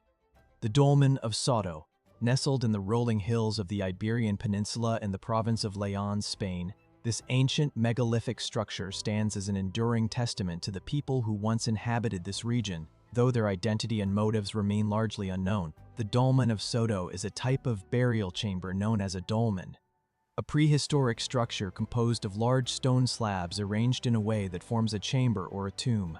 This particular dolmen consists of a series of towering vertical stones supporting a massive horizontal capstone. The structure is surrounded by a circular mound of earth which over time has been eroded and obscured by the passage of centuries. The Sildermoon Lake surface, creating ripples of light, setting ripples of effort and organization requiring skilled labor and substantial resources to construct. The dolmen, though relatively simple in design, holds a profound sense of ancient power, its very presence evoking questions that have remained unanswered for millennia. At first glance, the dolmen of Soto might appear like just another example of megalithic architecture, akin to the thousands of dolmens scattered across Europe. Yet, there's something about this particular site that sets it apart. Unlike some dolmens which are clearly linked to known cultures, the dolmen of Sto offers few clues as to the people who built it. It is believed to date back to the late Neolithic period around 3000 BCE, a time when early farming communities were beginning to settle in the region. However, what is striking about the dolmen of Sto is its level of precision and the sheer scale of its construction. Unlike other dolmens which may consist of smaller stones or less carefully constructed chambers, the dolmen of Standing displays an advanced understanding of engineering with the massive stones carefully positioned and perfectly aligned. Was this the work of an advanced but now forgotten culture that possessed more sophisticated skills than the surrounding Neolithic communities? The dolmen is, of course, primarily viewed through the lens of burial practices. Many dolmens were used as collective tombs where the remains of important individuals or families were placed after death. The dolmen of Soto fits this pattern, and it's easy to imagine that it once served as a place of reverence where the dead were honored and their spirits believed to be connected to the land and the cosmos. The ritual significance of the dolmen cannot be underestimated. The layout and design of these structures suggest a deep understanding of astronomy and the cycles of nature. It is possible that the positioning of the stones at the dolmen of Soto was not accidental but a deliberate act aligning the tomb with the movements of the stars, the sun, or the moon. In many ancient cultures, burial sites were strategically aligned to celestial events, marking them as sacred spaces where the boundaries between the physical world and the spiritual realm could be crossed. But if the dolmen of Soto is indeed linked to astronomical knowledge, what exactly were the people who built it trying to achieve? Was the dolmen constructed as a means of connecting with the heavens, a portal between the earthly realm and the divine? Or perhaps it served as a place where the celestial bodies were used to mark time, deciphering the rhythms of the stars to guide agricultural cycles, or to inform rituals tied to life and death. The alignment of many megalithic structures with specific celestial events raises the question, was the dolmen of Soto a kind of cosmic map, a tool for navigating the relationship between the people, their environment, and the universe? However, there are other aspects of the dolmen that challenge conventional explanations. One of the most curious elements of the dolmen of Soto is the mystery of its construction. How was such a massive structure built with the primitive tools available at the time? The stones, each weighing several tons, would have been difficult to transport, especially across the uneven and mountainous terrain of the region. The logistics involved in erecting the dolmen suggest a level of coordination and planning that seems beyond the capabilities of a small, isolated farming community. Was this a project undertaken by a single powerful tribe? Or was there a larger network of people involved? What kind of organization and labor force would have been needed to move and arrange these stones with such precision? Some researchers have raised speculative theories that suggest the dolmen could have been part of a larger system of megalithic sites, each designed to serve specific purposes within a broader spiritual or astronomical framework. Perhaps the dolmen of Soto was part of a regional or even pan-European network of sacred sites, a line of beacons that formed a spiritual and practical connection across vast distances. Could it be that the people who built this dolmen had access to knowledge and techniques that we have yet to fully understand? Knowledge that tied their construction to the broader rhythms of the earth and sky. The possibility that the dolmen of Sto was constructed with advanced techniques or for a purpose beyond simple burial adds another layer of mystery to the site. While it is not uncommon for megalithic structures to be tied to religious or ceremonial functions, the specific intent behind the dolmen remains unclear. Did it serve as a portal to the divine, a place where the living could commune with the spirits of the ancestors? Or was it a symbol of power, a monument to the status and wealth of those buried within it? If the dolmen was meant to facilitate a connection between the human and spiritual worlds, what beliefs did the builders hold about death, the afterlife, and the forces that shaped their existence? The more we learn about the dolmen of Soto, the more questions arise. Its quiet, weathered stones continue to speak to us, whispering secrets that remain elusive. The site's precise construction, its mysterious origins, and its potential astronomical connections all point to a people with knowledge and skills that far exceed what we commonly associate with the Neolithic period. And yet, as with so many ancient sites, the full story of the dolmen of Sto remains untold. Was it merely a burial place?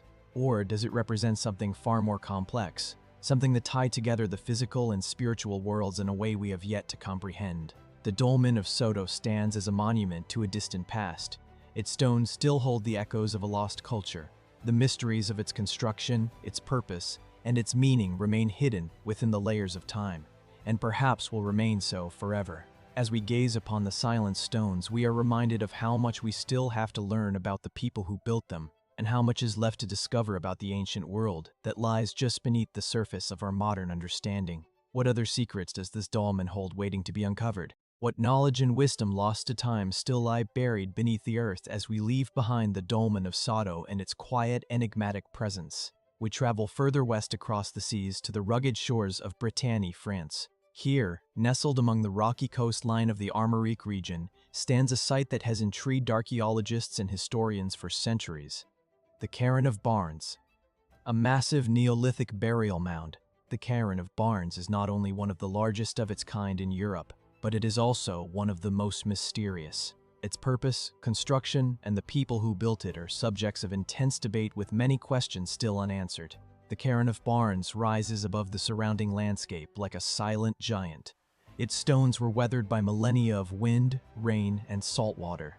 The mound covers an area of around 20,000 square feet, making it an imposing sight. It is composed of vast blocks of stone arranged with an almost deliberate precision, creating a structure that still stands tall despite the ravages of time. Unlike many other megalithic structures that are simply burial sites, the Cairn of Barnes is a vast multi-chambered tomb with over 50 burial chambers hidden within its massive stone-filled core. Its sheer size and complexity make it an extraordinary example of ancient architecture, suggesting a highly organized and sophisticated society capable of monumental feats of construction. The cairn itself is thought to have been built around 6000 BCE, placing it firmly in the Neolithic period. The fact that it was constructed so early in human history raises immediate questions about the level of technological knowledge possessed by its builders. The stones used to create the structure were not only large but carefully shaped, suggesting that the people who constructed the cairn had access to advanced stonework techniques. How, with the primitive tools available to them, did they manage to quarry, transport, and position such enormous stones? How was it possible to build a structure of this scale and intricacy, one that would have required not only a vast labor force, but also an exceptional understanding of geometry and engineering? The chambers within the cairn have yielded important clues about its function. Archaeologists believe that the cairn was used as a burial site, likely for multiple generations of individuals. Some of the chambers contain human remains, along with grave goods such as pottery and tools, which provide insight into the lives of those who were interred there. However, unlike some other burial mounds, the cairn of Barnes does not appear to have been a simple family tomb or a memorial for a single individual. Instead, its size and complexity suggest that it may have served as a communal site where the deceased were honored collectively. But who were these people, and what did they believe about death, the afterlife, and the passage of time? One of the most intriguing aspects of the cairn of Barnes is its alignment with the surrounding landscape. Some researchers believe that the structure may have had astronomical or spiritual significance. The entrance to the cairn is aligned with the rising sun during the winter solstice, suggesting that it could have been used as a ceremonial site where the movement of the sun and stars played a key role in rituals or beliefs. Could the cairn have been built as a kind of cosmic marker designed to track the movements of celestial bodies and guide the people in their agricultural or spiritual practices? The connection between burial sites and celestial events is well documented in many ancient cultures, and it is possible that the builders of the cairn of Barnes had a similar understanding of the cosmos and its influence on their lives. Yet, despite the relatively well-documented history of the cairn's construction and purpose, much about it remains shrouded in mystery. For instance, the identity of the people who built the cairn is still uncertain. The site was likely constructed by an early farming culture, but their exact ethnicity and cultural affiliations remain unknown. Some theories suggest that the people who built the cairn were part of a broader maritime culture, one that had knowledge of navigation and long-distance dance travel. If this is true, it would explain why the cairn of Barnes is positioned on such a prominent site overlooking the sea, perhaps as a monument to the dead, or as a symbolic link between the land, the sea, and the heavens. What is even more striking is that the cairn of Barnes may have been part of a larger network of burial sites that spread across Europe. There are similarities between the cairn and other Neolithic structures found in Britain, Ireland, and Scandinavia, suggesting that there may have been a shared tradition of megalithic construction across the continent. Some researchers have posited that the cairn could have been part of a larger ceremonial landscape, one in which the dead were honored through rituals that connected them with the earth, the stars, and the sea. Could the cairn of Barnes have been built as part of a widespread pan-European tradition that extended across thousands of miles? Adding to the mystery is the question of why the cairn was constructed at such a large scale. Was it simply a tomb, a place to honor the dead, or was it something more? The size and grandeur of the structure suggests that it may have been a powerful symbol, not just of death, but of the community's connection to the land and to the forces that governed their lives.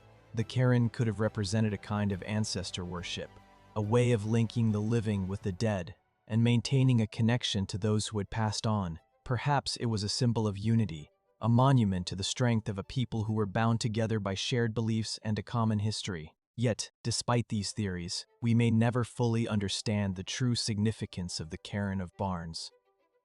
The more we learn about the site, the more questions arise. What was the purpose of the complex system of chambers inside the cairn? Was the structure meant to house the remains of many generations? Or was it primarily for the entertainment of a select few? Could there have been a deeper, more spiritual meaning behind the structure's design and alignment? What knowledge did its builders possess, and what did they believe about the natural and supernatural worlds? As the wind sweeps across the barren landscape of Brittany, we are reminded of the passage of time and of how much of the past remains hidden from our view. The cairn of Barnes stands as a testament to a people and a culture whose beliefs and practices continue to elude us. It is a powerful reminder that no matter how much we discover, the full story of human history is far from complete. What other secrets lie buried beneath the stones of the cairn of Barnes, and what knowledge might still remain hidden, waiting for the right moment to be revealed? These are the questions that continue to haunt this ancient monument, urging us to keep searching, keep exploring, and keep wondering. As we leave behind the mysterious and awe-inspiring cairn of Barnes, we now turn our attention to a vast and largely unexplored necropolis in the heart of the Arabian Peninsula, the Bat al-Kum and Al-Necropolis.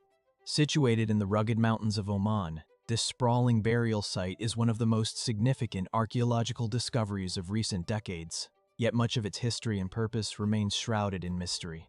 The Bat Alutam and Alan necropolis is an ancient cemetery complex composed of hundreds of burial mounds spread across the barren landscape. Some of these burial structures are karains, piles of stones that form beehives like tombs, while others are large stone-built tombs that resemble structures similar to those found in the Mediterranean and Near East.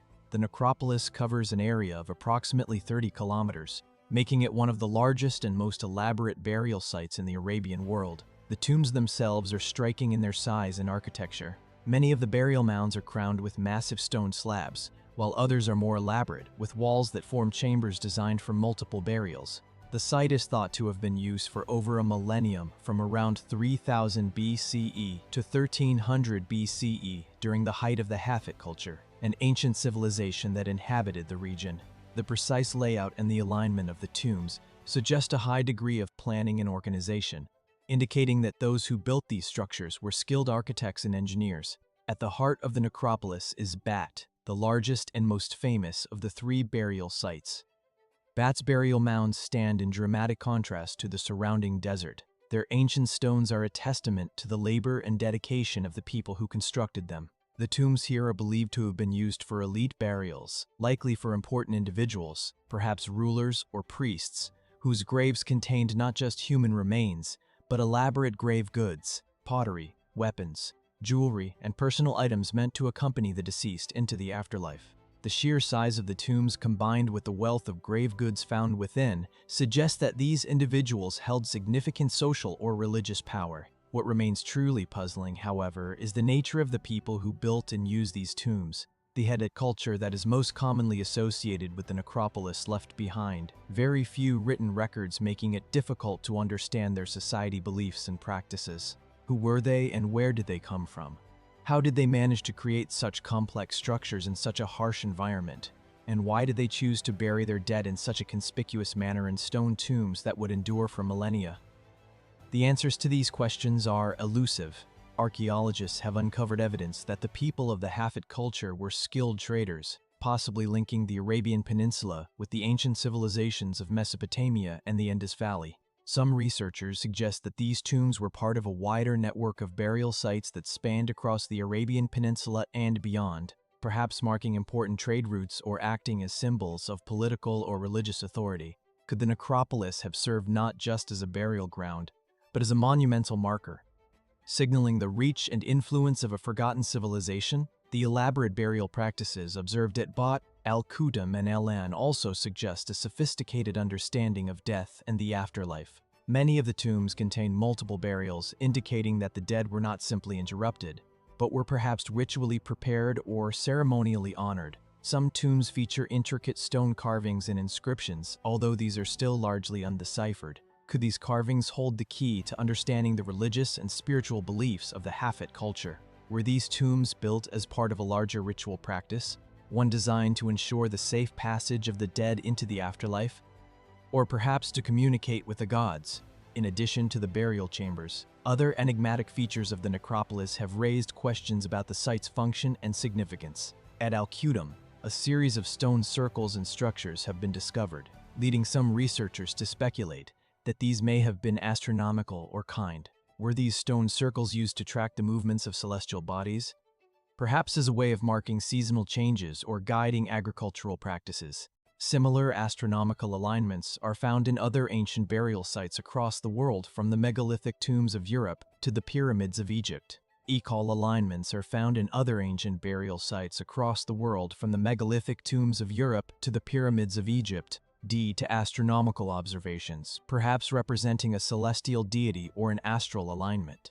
The positioning of the figure on the landscape with its head pointed toward the horizon has led to speculation that it might align with certain constellations or celestial events such as the rising or setting of the sun, the moon, or a particular star.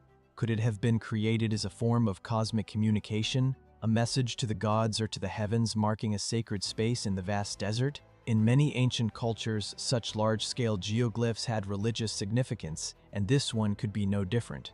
Others suggest that the Atacama giant may have had a more practical purpose, perhaps acting as a guidepost or landmark for travelers crossing the desert. Given the arid and unforgiving nature of the Atacama Desert, marked routes and points of reference would have been crucial for nomadic groups, trade routes, or pilgrimage paths. Could this figure have served as a kind of desert beacon, visible from afar, helping ancient peoples navigate the harsh landscape and find their way? If so, why such a grand and stylized figure? Was it meant to impress or to instill a sense of reverence in those who encountered it? But there is another more speculative theory, one that moves beyond earthly explanations. Some believe that the Atacama giant may have been inspired by a more otherworldly influence.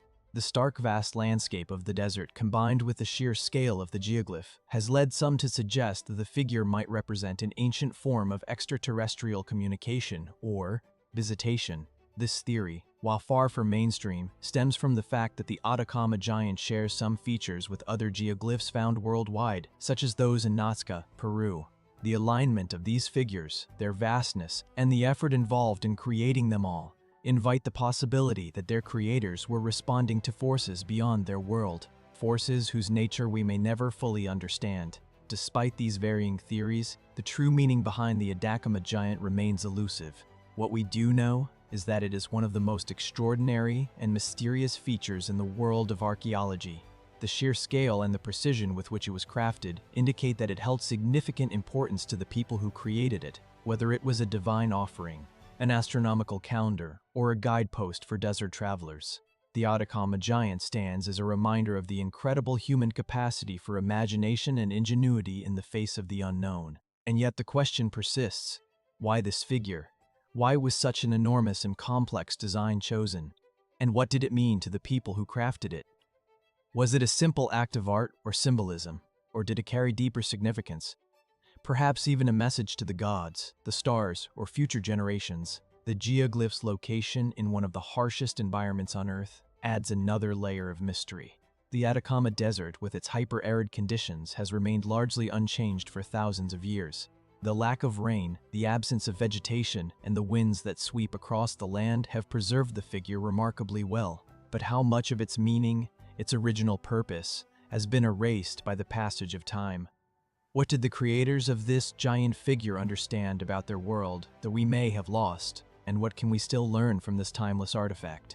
As the sun sets over the arid landscape of the Atacama Desert, the Atacama giant stands silent, carved into the earth, a reminder of the mysteries that still lie just beneath the surface of our understanding. Its enormity and complexity suggest a civilization that saw something grander than just survival, a people who believed in something greater, who sought to communicate with forces beyond their grasp. And though much of its purpose remains a riddle, the Atacama giant continues to stand as a testament to the creativity, spirituality, and vision of the ancient peoples who shaped it. What further secrets does it still hold? What can future generations discover about this enigmatic symbol? And what mysteries are yet to be uncovered in the vast, unforgiving desert? Only time will tell. As we leave behind the mysteries of the Atacama giant, an enigma carved into the very earth of the desert, we turn now to a different kind of puzzle, hidden away in the lush landscape of the Balearic Islands. Here on the island of Minorca, the Talati Dealt site stands as a curious and compelling remnant of a civilization that once thrived in isolation from the rest of the Mediterranean world. Though relatively small compared to some of the other ancient monuments we've explored, the mystery of Talati Dealt is no less significant. It speaks to a culture whose purpose, beliefs, and eventual fate have been lost to the ages. The site of Talati Dealt is located in the hills above the island's southern coastline, surrounded by dense pine forests and rugged terrain.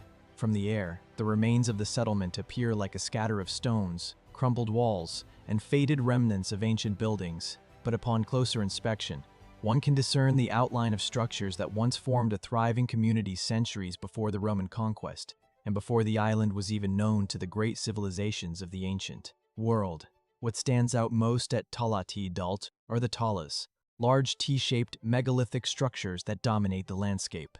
These enigmatic stone formations are thought to have served as ritual or ceremonial sites, but their true purpose remains one of the most enduring mysteries of Mediterranean prehistory. The talas are made from massive blocks of limestone, each weighing several tons, and the way they are arranged suggests they were erected with great precision and purpose. The upright stone, the post, is balanced by a massive horizontal slab, the beam, creating a structure that looks almost like a doorway or perhaps the frame of an altar.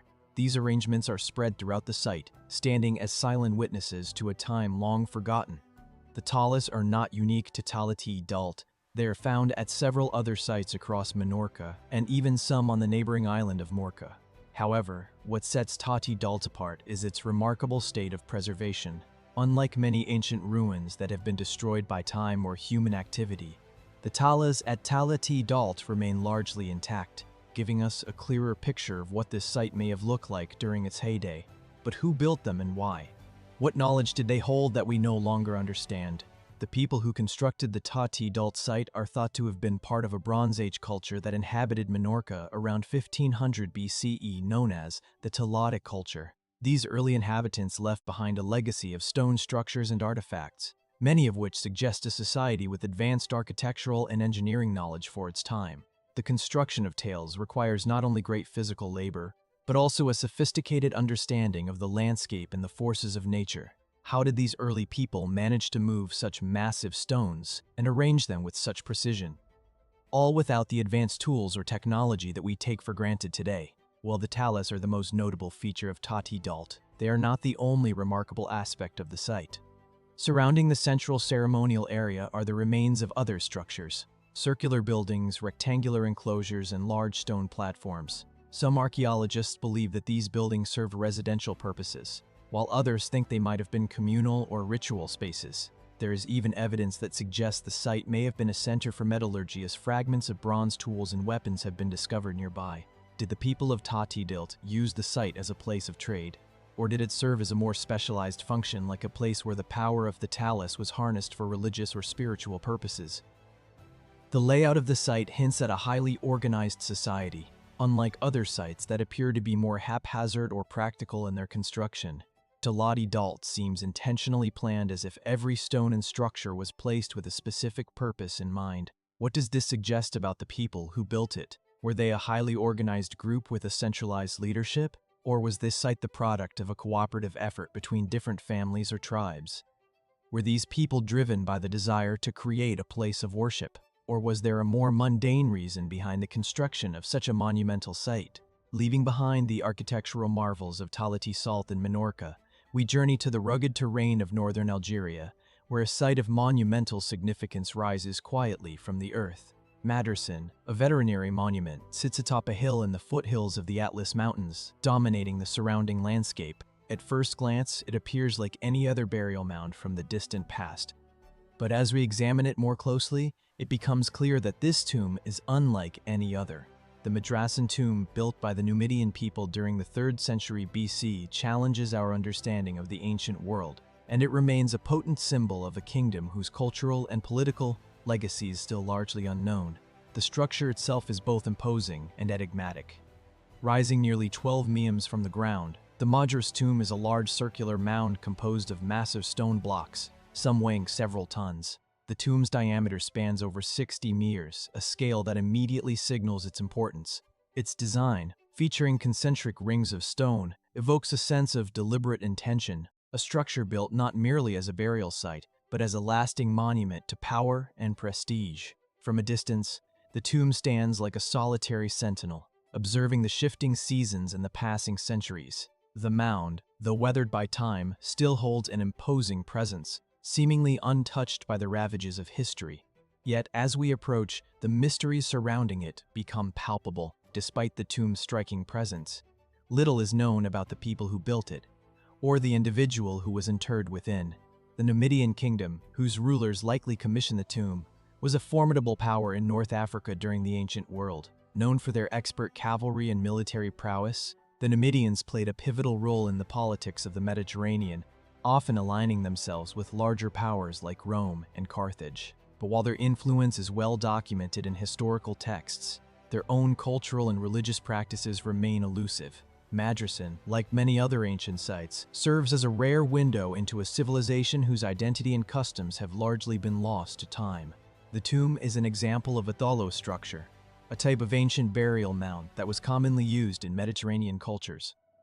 However, what sets Madrasan apart is its sheer scale and complexity. The structure's core is made up of large, carefully shaped stones, with the central chamber believed to have once held the remains of a significant individual, likely a king, noble, or religious leader. Around the central chamber are additional concentric rings of stones, each one possibly representing different aspects of the individual's life or status. The circular design with its precise geometry suggests a people who not only valued symbolism but possessed the engineering knowledge necessary to create such an ambitious structure. But why such grandeur? What were the Numidians attempting to convey with the construction of Madrasan? Could it be that the tomb was built to serve as a symbol of divine or royal authority?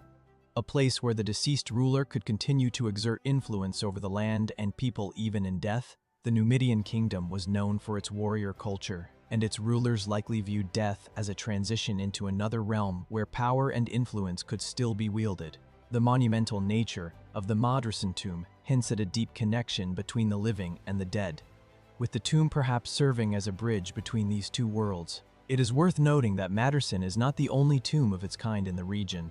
A necropolis of similar tombs, each displaying variations on the central fold, is scattered across the landscape, hinting at the possibility of a royal burial complex. Archaeologists have uncovered a number of these tombs, many of which share the same construction techniques and overall layout. This suggests that the Numidians were not only skilled builders but also had a carefully organized social hierarchy, one in which the tombs played an integral role in cementing the authority of their rulers. But even with these discoveries, we are still left to wonder who these individuals were and what these monuments reveal about their beliefs and way of life. The Madrasan tomb is often attributed to King Masinissa, a Numidian ruler who played a significant role in the Second Punic War and later in the formation of a unified Numidian kingdom. But is the tomb truly his? This question remains unanswered. There is little direct evidence to link the tomb to any specific historical figure, leaving room for speculation.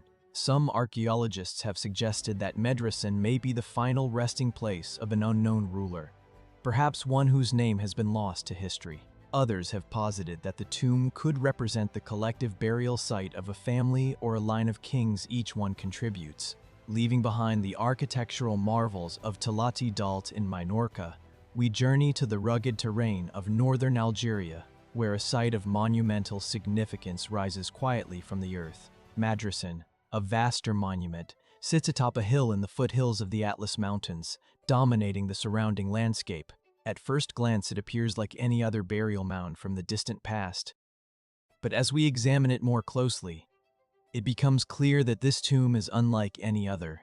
The Madras tomb, built by the Numidian people during the 3rd century BCE, challenges our understanding of the ancient world, and it remains a potent symbol of a kingdom whose cultural and political legacy is still largely unknown. The structure itself is both imposing and enigmatic. Rising nearly 12 meters from the ground, the Madras tomb is a large circular mound composed of massive stone blocks, some weighing several tons. The tomb's diameter spans over 60 meters, a scale that immediately signals its importance.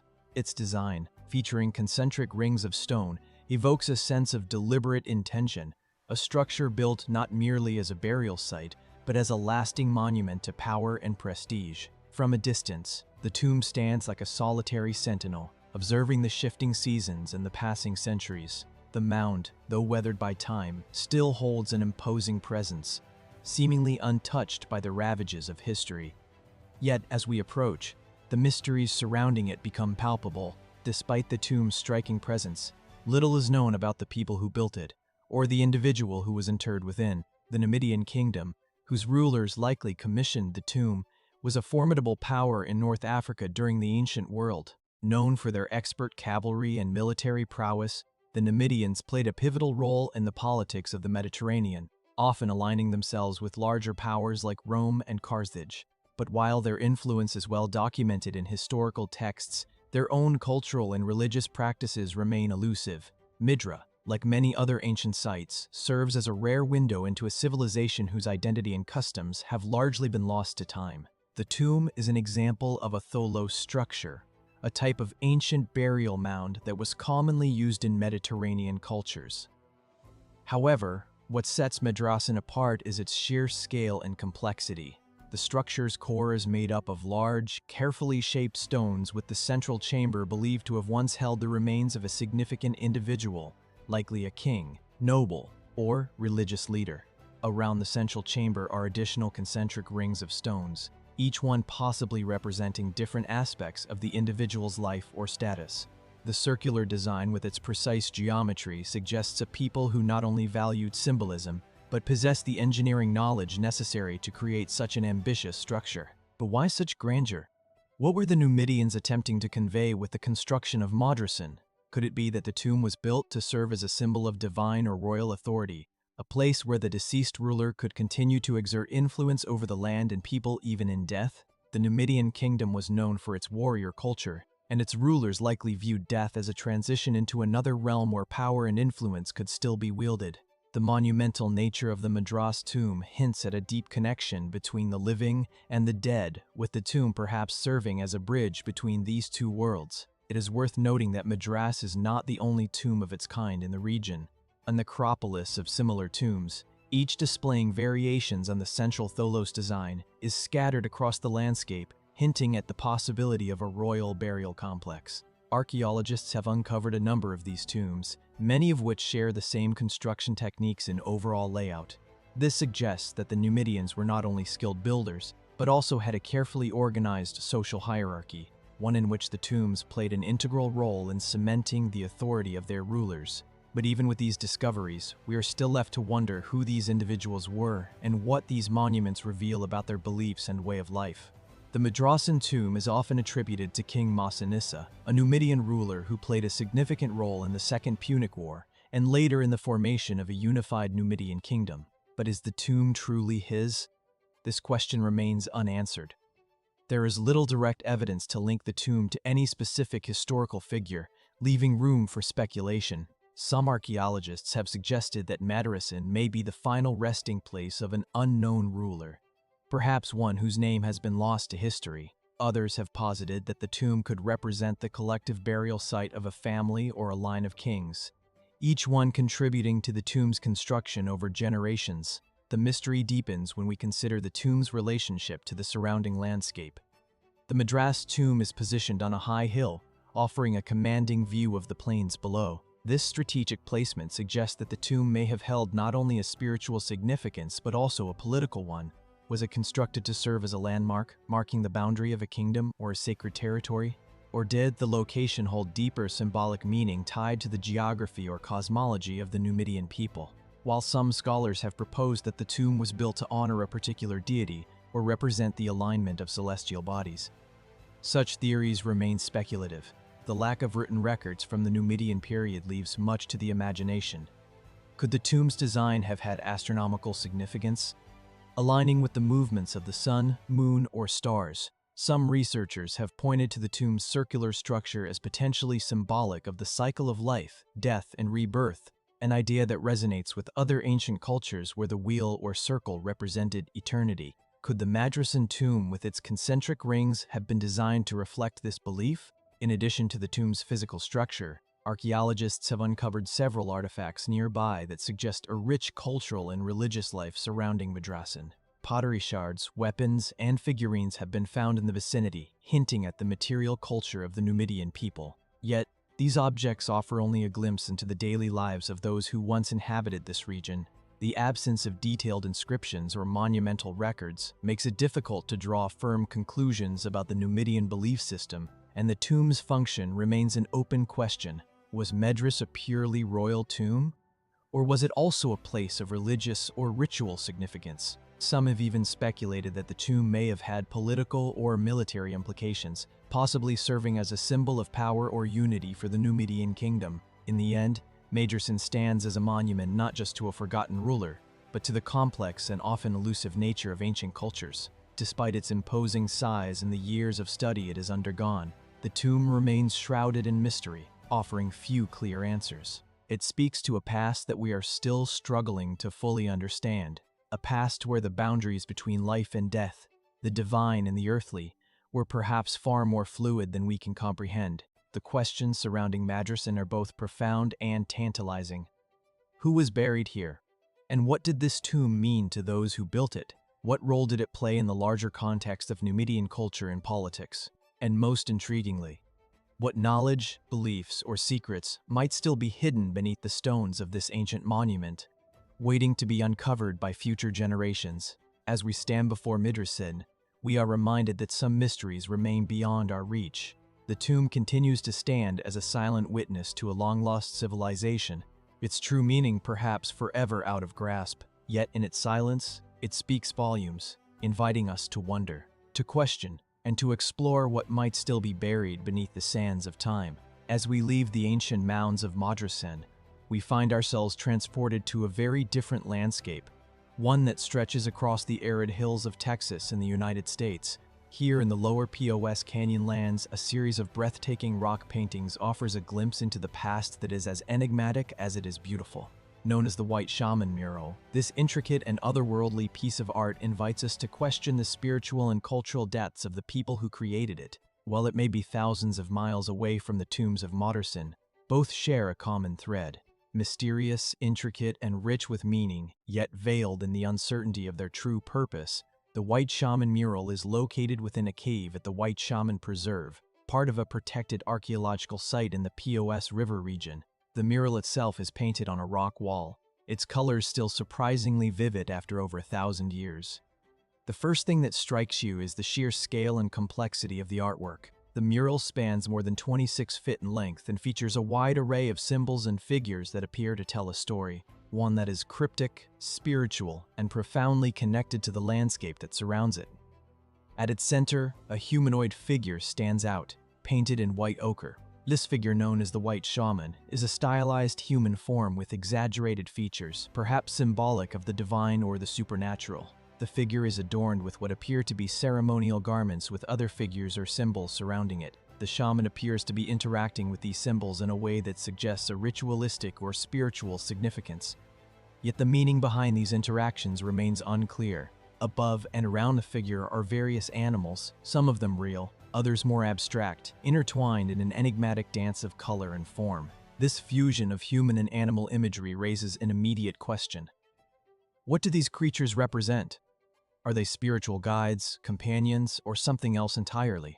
The colors, too, evoke a sense of ancient power. The white of the shaman contrasts sharply with the deeper reds, yellows, and blacks of the surrounding symbols and creatures. These pigments were not simply chosen for their aesthetic appeal, but for their spiritual significance.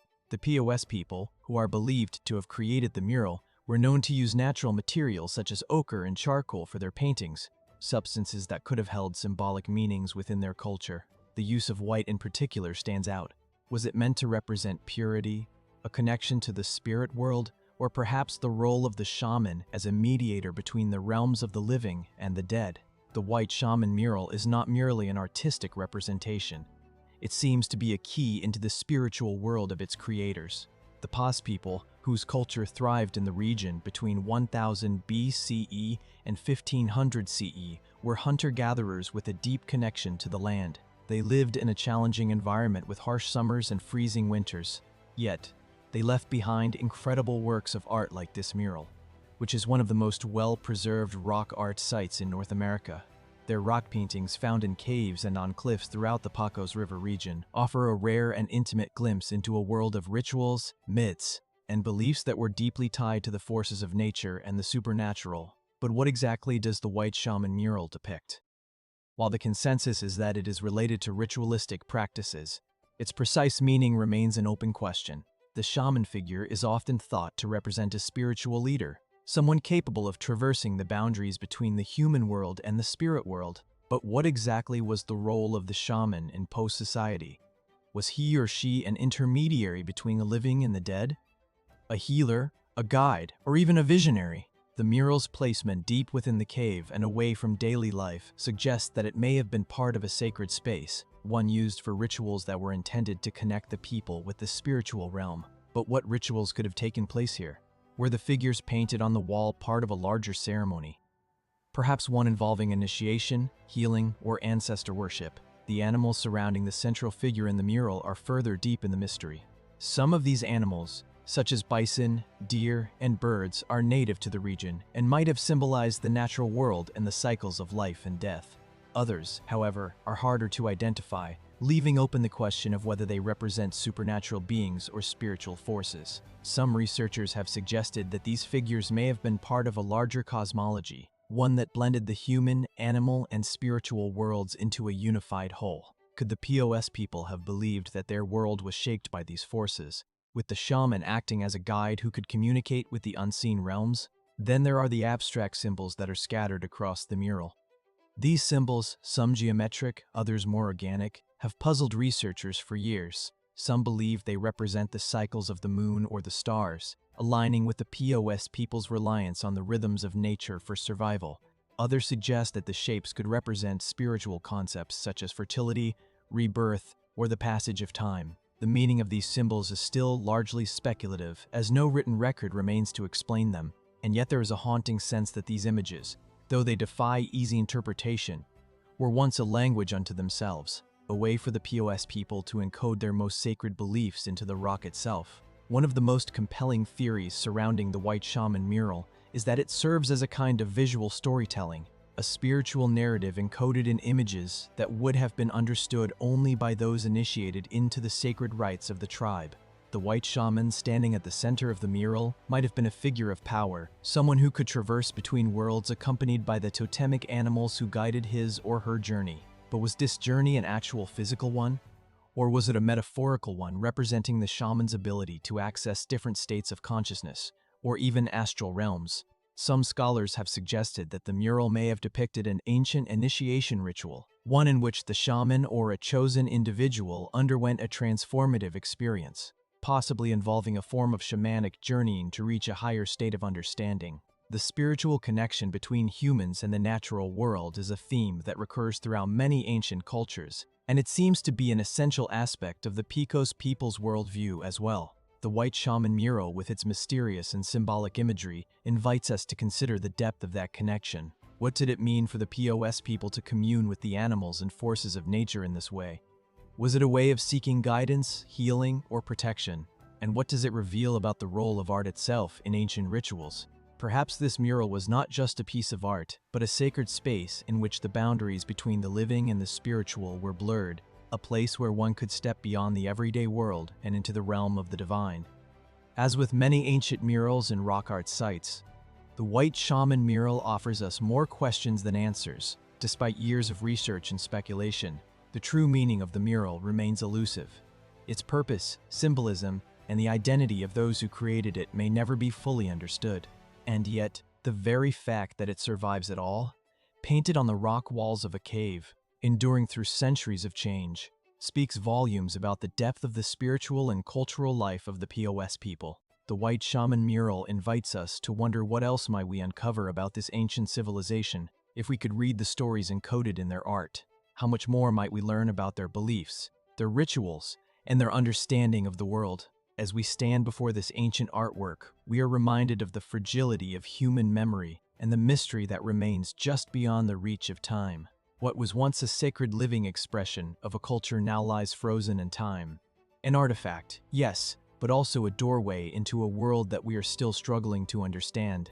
After journeying through the sacred murals of the POS and the ancient tombs of Medan, we turn our focus to a less familiar but equally captivating mystery nestled in the rugged wilderness of New Zealand. Here, amid the dense forests and rolling hills of the Kimanawa Ranges, lies a structure that has sparked debate for decades: the Kimanawa Wall. Unlike the simple grandeur of ancient burial sites, the Kimanawa Wall raises more questions than answers, challenging our assumptions about the early history of this remote corner of the world. The Kimanawa Wall is an intriguing formation extending more than 60 meters along the slopes of the Kimanawa Ranges. At first glance, it appears to be a natural rock formation, a long, jagged ridge of stone that follows the contour of the land in a curiously straight line. Yet, as you approach and examine the structure more closely, it becomes increasingly difficult to dismiss it as purely natural. The wall is too straight, too uniform, its large blocks too neatly arranged. It is as though the very rock has been shaped by human hands, though no one can say for certain when or why it was created. The first recorded sighting of the Kimanawa Wall by Westerners occurred in 1904, though the structure was likely known to the indigenous Maui people long before then. Over the years, Various theories have been proposed about its origins, each one attempting to explain its peculiar, almost deliberate construction. Is it a remnant of an ancient civilization lost to time? A natural formation shaped by erosion in an unusual pattern? Or perhaps something altogether different, an artifact of a culture that predates what we currently know of human history? Geologists at first were quick to dismiss the Kimanawa Wall as a natural rock formation. The theory of natural erosion, with its suggestion that the stones were shaped over millennia by the forces of wind and water, was the dominant explanation for many years. After all, the Earth is full of strange and beautiful geological formations. Perfectly straight ridgelines, rock columns, and intricate stone patterns that appear too deliberate to be accidental. But as more time passed and the wall was further studied, some began to question whether a simple geological explanation could account for the precision and scale of the structure. Could it really be a natural formation, or was there something more to it? In the 1970s, the Kimanawa Wall gained attention once again when a group of explorers and archaeologists began to investigate the site more closely. Armed with rudimentary tools, they discovered that the wall's stones were not simply shaped by the forces of erosion, but appeared to have been intentionally carved. Several blocks were clearly rectangular in shape, and the line of the wall followed a perfect straight course across the landscape. There were even signs of smaller interlocking stones that seemed to suggest an effort to fit the stones together with some measure of precision. The presence of what appeared to be carved channels and grooves only added to the mystery. It was clear that someone, perhaps an ancient civilization, had worked the stone, shaping it into a structure far more complex than anything nature alone could produce. Despite this evidence, no definitive explanation for the Kimanawa Wall exists. Is it the remnants of an ancient human construction, or merely a curious quirk of geology? And if it is man-made, then whose hands created it? The Maui people, the indigenous people of New Zealand, have their own oral traditions, but none of these stories provide a direct link to the Kimanawa Wall. In fact, the May have long maintained that they did not build the wall, and they have no known records of such a structure from their own history. This has led to speculation that the wall may have been constructed by a culture that existed long before the arrival of the Maui, a civilization lost to time. One theory that has gained traction over the years is the idea that the Kimanawa Wall is an ancient site, potentially constructed by a group of pre-Maui Polynesian settlers. Some suggest that the wall could be the work of a group of explorers who arrived in New Zealand long before the Maui, perhaps driven by the same seafaring impulses that led the Polynesians to settle the islands of the Pacific. This theory posits that the wall was part of a broader complex built for ceremonial or even defensive purposes. If this is true, it would suggest that New Zealand's history stretches far beyond a conventional timeline we currently accept. Yet, other researchers have proposed a more controversial hypothesis that the Kimanawa Wall is not the work of humans at all. Instead, they suggest that it is an entirely natural geological formation, shaped by tectonic forces and the slow process of erosion over thousands of years. Proponents of this theory argue that the straight edges and angular corners of the structure are simply the result of unique geological conditions in the area. They point to other examples of similarly structured rock formations around the world, from the Giant's Causeway in Ireland to the Devil's Tower in Wyoming, which have similarly straight, angular formations. These formations, like the Kimanawa Wall, have often been mistaken for man-made constructions when in fact they are the product of natural processes. So, is the Kimanawa Wall a testament to a lost ancient civilization, or simply an unusual natural feature of the landscape? While geological experts continue to debate the origins of the wall, one fact remains undeniable. The Kimanawa Wall is an anomaly that challenges our understanding of the past. Its purpose, if it indeed has one, is unclear. Was it built as a boundary marker, a place of ritual significance, or perhaps a defensive structure meant to protect an ancient settlement from invaders? These are questions that remain unanswered. Moreover, the Kimanawa Wall stands at a crossroads between legend and history. The Maori themselves have long held myths about their ancestors, many of which involve extraordinary feats of construction and ancient structures. Some oral traditions speak of stone houses and long walls built by ancestors, but these stories are vague, leaving much to interpretation. Could the Kimanawa Wall be the physical manifestation of such legends, a remnant of a time that has been all but forgotten by history? As we stand before the Kimanawa Wall, the answers continue to elude us. The structure sits quietly, nestled into the wilderness, its straight lines and angular stones beckoning the curious and the skeptical alike. Is it a natural formation, a remnant of the Earth's tectonic forces? Or is it a human-made structure built by an ancient civilization whose legacy has been lost to time? And if it is man-made, what was its purpose? And who were the people behind its construction? Perhaps the greatest mystery of the Kimanawa Wall is not simply its origins, but the unanswered questions it raises about the history of human civilization. Could there have been ancient cultures whose achievements have been obscured by the passage of time? The Kimanawa Wall, like so many other enigmatic sites, challenges us to reconsider the accepted narrative of history, to ask whether there is more to our past than we have yet discovered, hidden beneath the surface, waiting to be uncovered. The wall's true purpose, its creators and its meaning remain a mystery, one that may never be fully solved. But in that mystery, there is an invitation to explore, to wonder, and to search for the hidden stories that have yet to be told. The Kimanawa Wall stands as a silent witness to an unknown past, its stones waiting for the answers that may one day emerge if we are patient enough to.